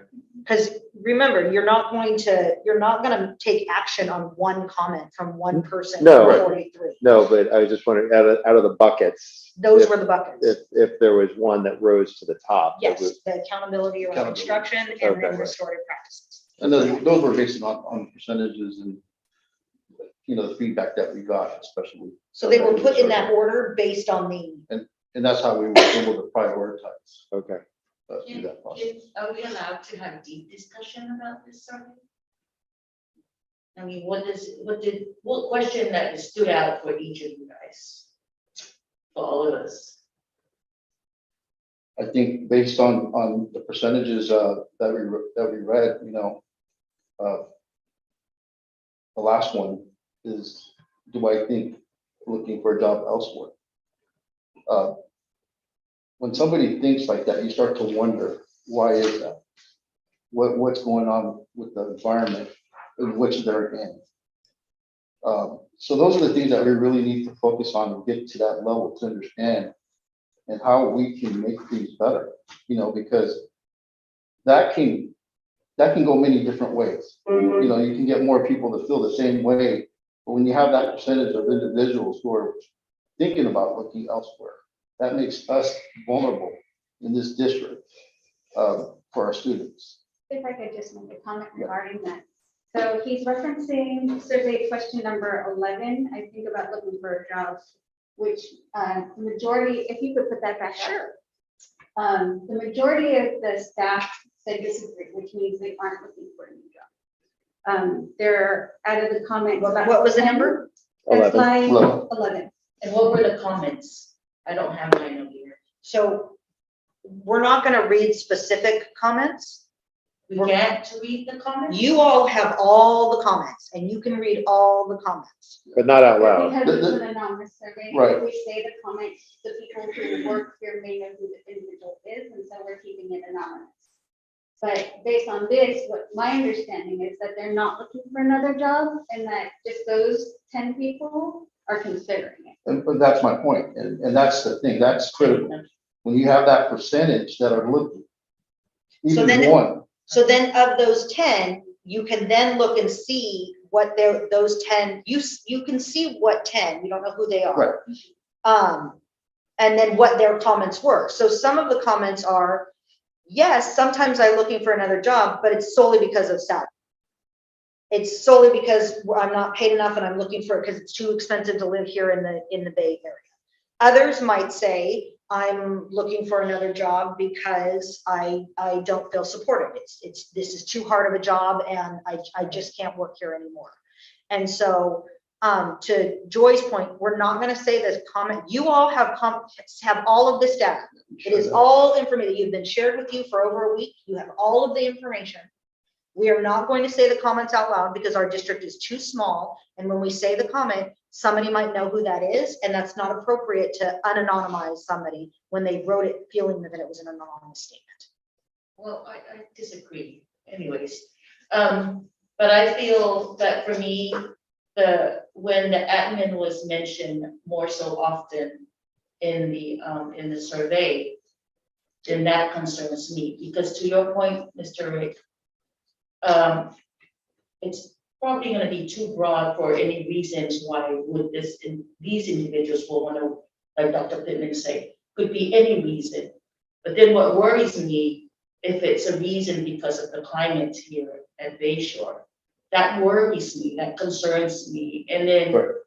most of the comments I read was the admin mentioned, admin.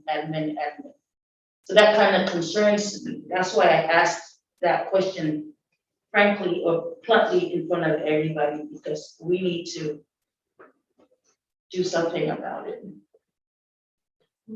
Can I ask a question though? Where would you institute NA, like not applicable? Because neutral, kind of hard to gauge. You could redraft it to add a statement like Add that. an NA, Mhm. because That doesn't pertain to me.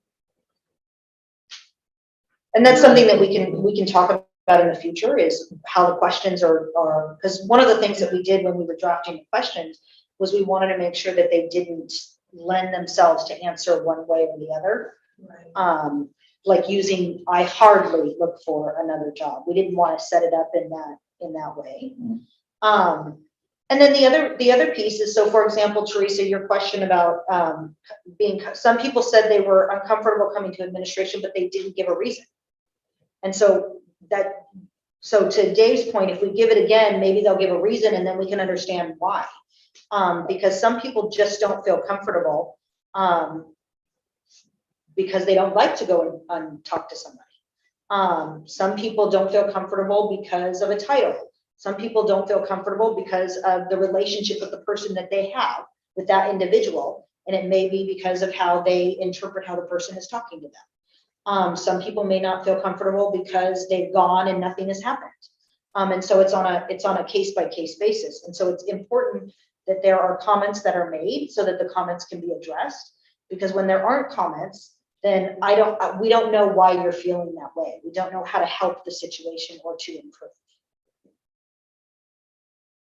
And I think as far as the admin is concerned, since we will be looking for a new superintendent, that may be a feature that we're looking within them to make sure that they concentrate on the culture of Bayshore.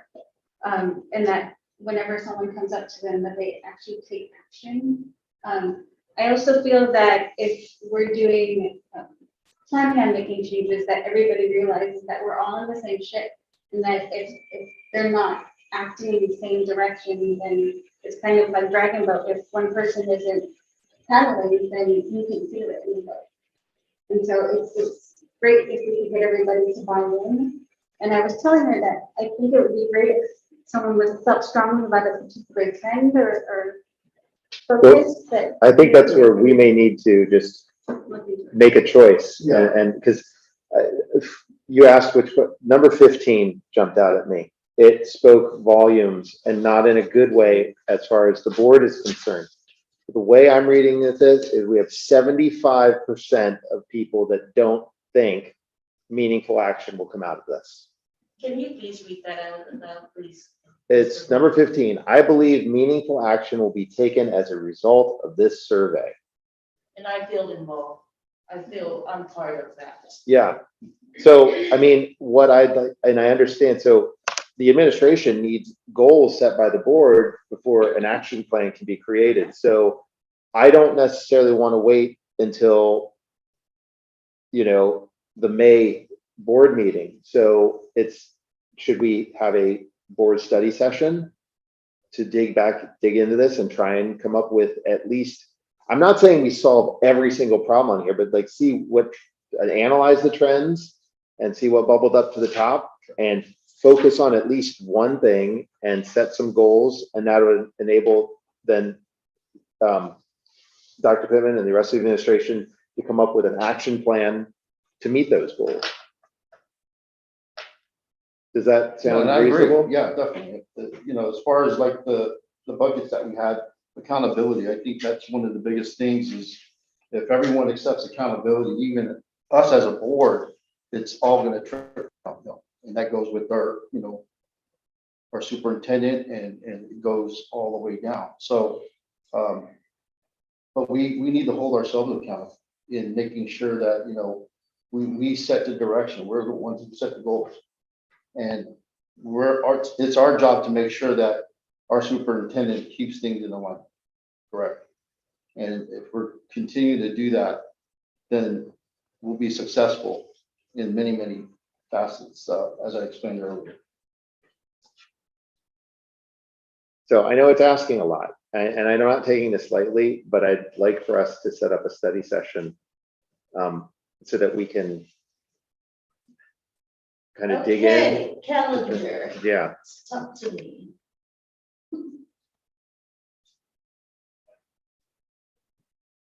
Well, first, let me throw this out. What works better for people, evenings or a weekend? Like a Saturday morning again? I'm good with the, Saturday's not good. for me. Yeah, I think the exactly. weekend That's too. fine. So maybe some sort of evening. Is there a particular day of the week that works better for everyone? Friday. Well, I mean, we're, I'm not here on the 29th and the rest of that weekend. It's a awkward seminar. 25th? sorry, That's 25th. Monday, the 25th. Mondays are hard for me, I'll be honest. That's, I've got stuff on the peninsula. Tuesday. Tuesday, the 26th? Okay. 6:15. Does that work for everyone, 6:15 p.m.? Does that work with everybody? 6:15? We can still move it up a little bit. Joey, but you can. It's hard to do today. Okay, well, let's shoot for 6:15 p.m. on Tuesday, the 26th.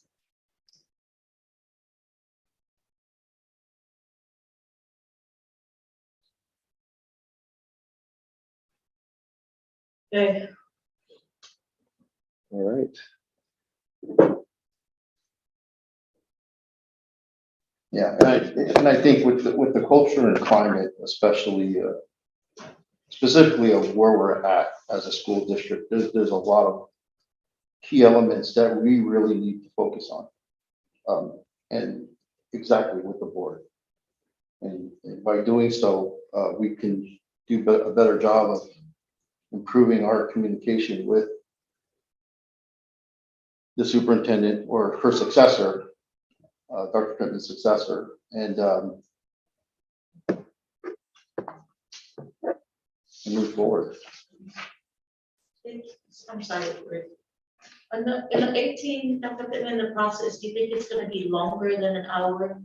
That meeting on the 18th? I can't estimate what your conversation is going to look like. I'm going to present to you the applications. You will have them in advance.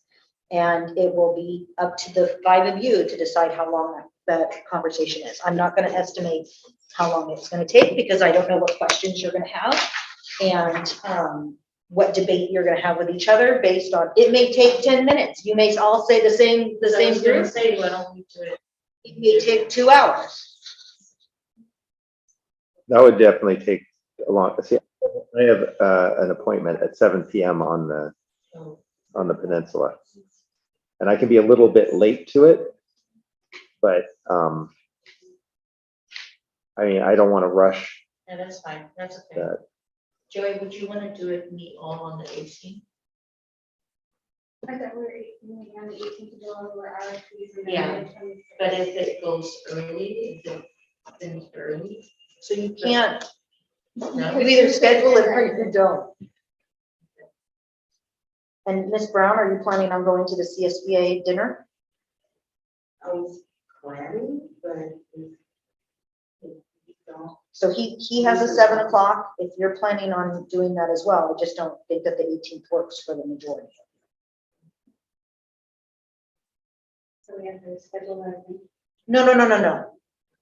The 18th is scheduled for you to no, we go don't have over. to do it, we'll just leave the 26th for the special. Yeah, the RFP discussion will be on the 18th still. No, I'm not gonna change. And what, again, I'm saying this more for myself, is review the agenda as soon as it's posted with all the contracts or the proposals attached. If you have any questions, email them to Dr. Pittman. And then if she has the answers, she'll respond. If not, then that's something that we know we'll have to discuss at the meeting.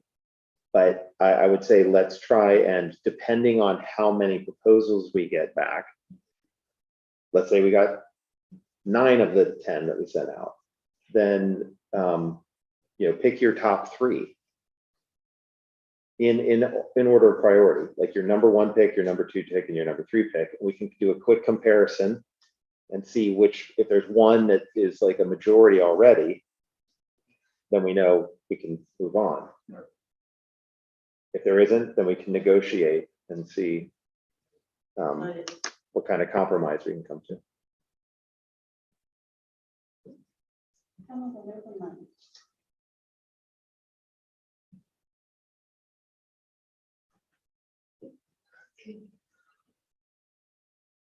Okay.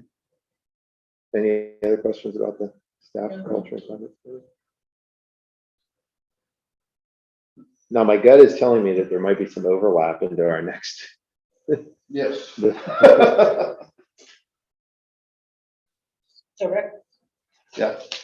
So, with regard to the BTA subcommittee, board subcommittee, we met on two occasions. On the second occasion, the first occasion, we talked about the Iceberg model, what they were presenting to us. This last occasion, they gave us a presentation that all the board members have in front of you. So this is something that I would like for all you guys. I recommend that you all take the time to read through this.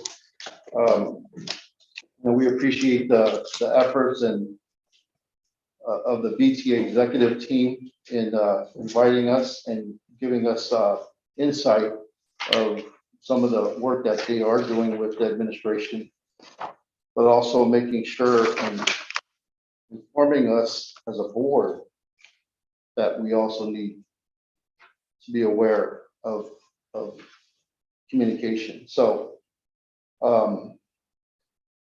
and I appreciate all the work that you guys done as far as administration and the BTA executive team. But with everything that is in this presentation is pretty much tied into all the other subcommittees that we discussed tonight involved, and also as well as the data analytics and DataZone, and especially the equity audit that we were presented tonight. So again, there's a lot of work that we all need to do with regard to these efforts. And is there anything you want to add to that, Ms. Popple? No, this subcommittee will be no longer exist. We've dissolved it with the BTA executive team. We're going to continue with the administration as far as the reports and also,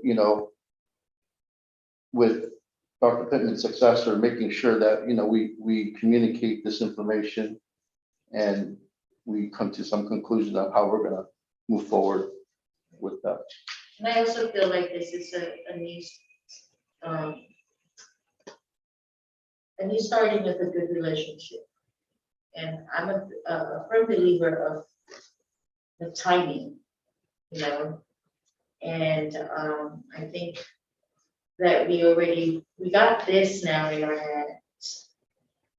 We then need to focus on it, and with the presentation, with the findings that Dr. Pittman, it all ties in together with this. So I hope that we also consider this as part of the scenario to even present it to the candidates that we're going to have to interview to be that person, the best fit.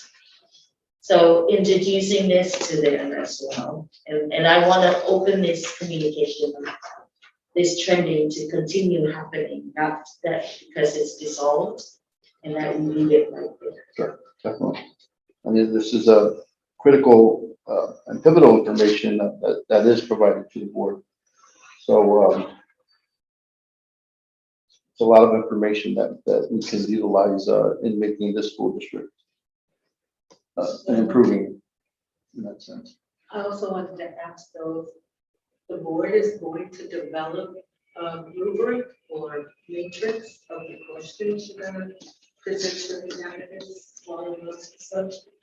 Yes, that's part of the work with the five of you will work with the search firm to design those questions. And they will be specific to Bayshore. They will not be, yeah, so it'll be based on, it'll be, so when you hire the search firm, we're gonna give them all of these documents. They're gonna interview individual people, they're gonna interview groups of people, they're gonna put out surveys, they're gonna develop a profile for personal attributes as well as professional attributes. And then they're gonna work with the 5 of you to decide what questions you wanna ask the candidates. So you are part of that process. So, quick question, is this considered public information now? This was something that they gave to the subcommittee. Okay, Yeah, this is something that they presented to us in our last meeting. so I just want to know, is this considered public information or not? I guess if you want to check with them first. The PTA, we, Dr. Pittman, would you be able to ask the president? But I think it is. What is your question? You wanna know if you can give it to the search firm? Yeah, Yes. and also if, you know, again, if I left this sitting out on the table and someone came by and picked it up, I'd be out of compliance by any stretch. It's not our report. They gave it to. Okay. They gave it They to. freely gave it to us. so Yeah. I'm Okay. thinking, But it's not something that we can add to our, is it something we add to our notes? If you would like me to add it to the notes, I will add it to the notes. It's not your presentation, it's their presentation, which is Right. why. Well, I'm not asking for it to be added to notes, but This I did was want. for the board to review. This is not a presentation that the subcommittee put together. This was a presentation that the it was presented to us. leadership team had shared with us. So this is their presentation to us, and it's not the subcommittee. Versus the other presentations were presentations from the subcommittee. And actually, yeah, if it would be possible to get a copy of those slides, or actually you were driving it, the slide presentation of the climate survey. I just like that output as well. It's a great summary of what was Right, because discussed. you have access to all of that. Okay. Well, it wasn't I attached. It's not in attached it. Simbly. I didn't attach the Because we're- presentation, we we're- were still tweaking it Yeah, today. last That's- But you have access to all that data, but we will post that. Yeah. On the agenda. Yeah. Yes. Because one of the things this is the first I've seen this, and so I'm trying to digest it because there's a lot of good information here. And I definitely think that there's some overlap. There's a lot of overlap. So I think that this would be part of the agenda for our meeting on the 26th, I think, yes. to kind of see so we're not duplicating efforts, that we're streamlining it. Because obviously, I would love for the board to create clear, successful goals. And then based on your experience before you leave, obviously, depending on timing, I mean, we put a timeline for some of these, maybe months. And if that's the case, then it's definitely going to impact the next superintendent. But I would love to get your experience and input, before, June, so that we can have that to present to, as you were saying, we may actually be able to leverage some of this as far as the interview process is concerned. I think that's a great idea. Or at least, come up with some sort of succinct scenarios for them and say, hey, how would you deal with this? If we set these goals for you, what would be your action plan? So goals and expectations, Yes. Yeah, so this is a lot of information to digest, especially with the culture of climate and with the presentation that the BTA presented. So there'll be a lot to discuss. Anything you wanted to add to that, Dr.?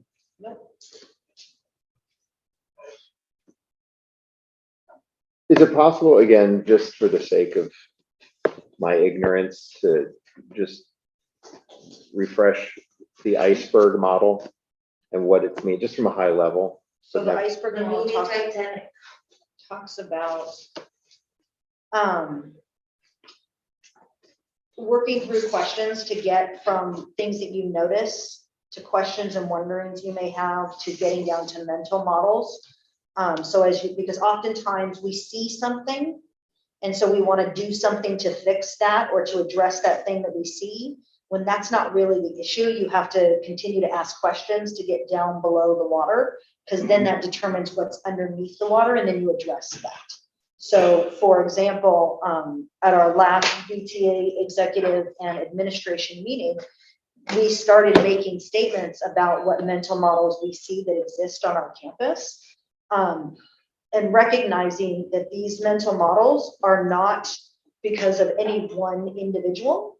They're because there are lots of individuals on this campus that consists of children, adults who are employees, adults who are parents, people who have been here for a month to people who have been here for 20 years. And those mental models exist across various lenses. And so there's a lot of things that are going on that you have to continue to work through in order to be able to address those. And so, for example, when we talk about restorative justice and we talk about restorative practices, if you have a mental model that punishment is the way to go, then restorative practices is not going to work for you. And so there's a clash. And so some of those mental models work that. If we are talking about standards-based grading, sometimes there's a mental model where grades are can be used as punishment, meaning if you don't turn in your homework, you lose points, versus even if you took the test and got an A on it, you still are not going to get an A because you didn't do all this other work. And so if you believe that that grades can be used as a form of punishment, that you're not saying that, but your actions are doing that, then you're going to have conflict with standards-based grading. And so those are different examples of trying to get to what the mental models are, so that you can then come up with a plan to address the mental models that will then hopefully have an impact on the larger picture. It's very interesting because this model can be used in different ways. In the early child development, we use the same iceberg model as a way how to identify a child, how teachers sometimes mislabel a child, or misjudge a child based on, because you're only seeing what's on the surface. right there, but the bottom of, and then it becomes issues that are perplexed. It never solved because we're only looking at the iceberg, the tip of the iceberg. What you can see. Right. Yeah. No, that's interesting. It's pretty complex. And No, it sounds like a very much more nuanced to like the similar of like symptoms versus root cause. And if you are only solving symptoms, It's very similar it's to that. never going to go away. And then the other was the 5 whys. Yes, very similar. To dig down. So okay.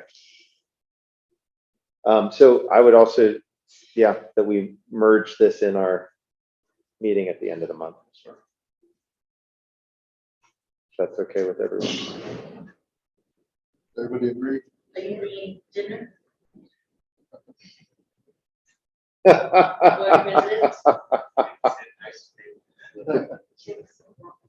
bring the iceberg. Yeah, exactly. Exactly. All right. Any other questions on the BTA Exec Management Board Subcommittee meeting?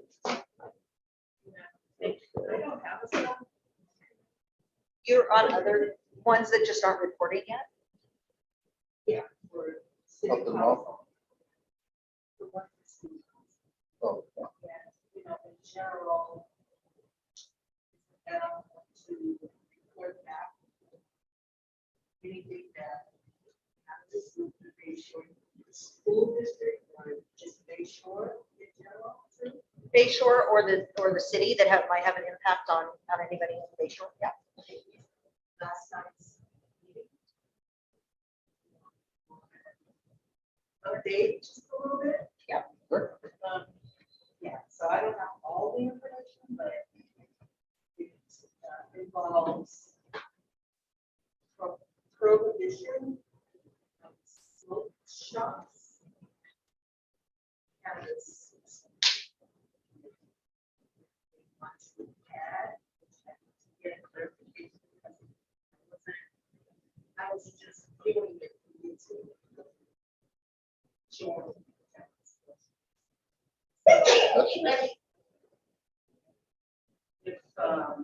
I get more information, so I can. It looks like. Someone wanted to add the report into. Yeah, so right now. I don't think that commercial properties here. Smoke shops. bars, There's nothing here in Bayshore. The only closest one is right there. Yeah. Yeah, So that's it. there's Ms. Brown, real one there quick. and you come down and eat a donut and then, Yeah, real quick, I'm gonna officially move us to board reports and you can continue. oh, right. Yeah. That's probably, there's nothing here in Bayshore.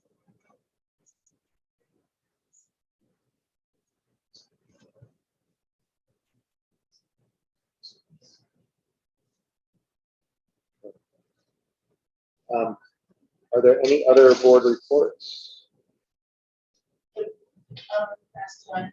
This Saturday, it's a big car show at Jefferson. And come out to support, all proceeds will go to support senior classes and all the clubs at Jefferson High School. And also, the the 100 years of celebration was a good turnout. It's good to see some of you there. And that Mr. Rudolph has a hidden talent, so that none of us know that. What is your hidden talent? Got it on camera too. Yeah, it was a really good show up. It's a really good turnout. So yeah, expect the same crowd Nice. this coming Saturday. There's some great things. Next year. Any other board reports? Okay, I'll go last. I actually wanted to touch back on a kind of a comment regarding judicial process, and I'll keep it short. One of the key things as board members that we need to keep aware, especially with regards to judicial process, is there are going to be times where in some regards, we will be a jury. And so if someone comes up to you and starts to talk about a particular issue that might be presented to the board as a whole, you need to stop them immediately and explain that if they continue to speak about this issue to you, then you will have to excuse yourself from the board and you will not be able to participate in the decision of that. So it's one of those things where it's very important that you can't even sit there and just say, oh, all I'm going to do is listen. It's literally like, think about if you were on a sequestered jury, you're not allowed to hear from the media or anyone else prior to the board receiving that data at the same time. So that's one of the most important concepts to take away. So there's a lot more to it than that, but I'll keep it short and sweet. Yeah, I would just, that was one of the make classes. Any other last minute comments, questions, concerns? All right, well, thank you everyone for your time. We're gonna adjourn open session, and that's gonna be at 8:31 p.m. And we will take pause for a moment, and then we will go into closed session. Thank you.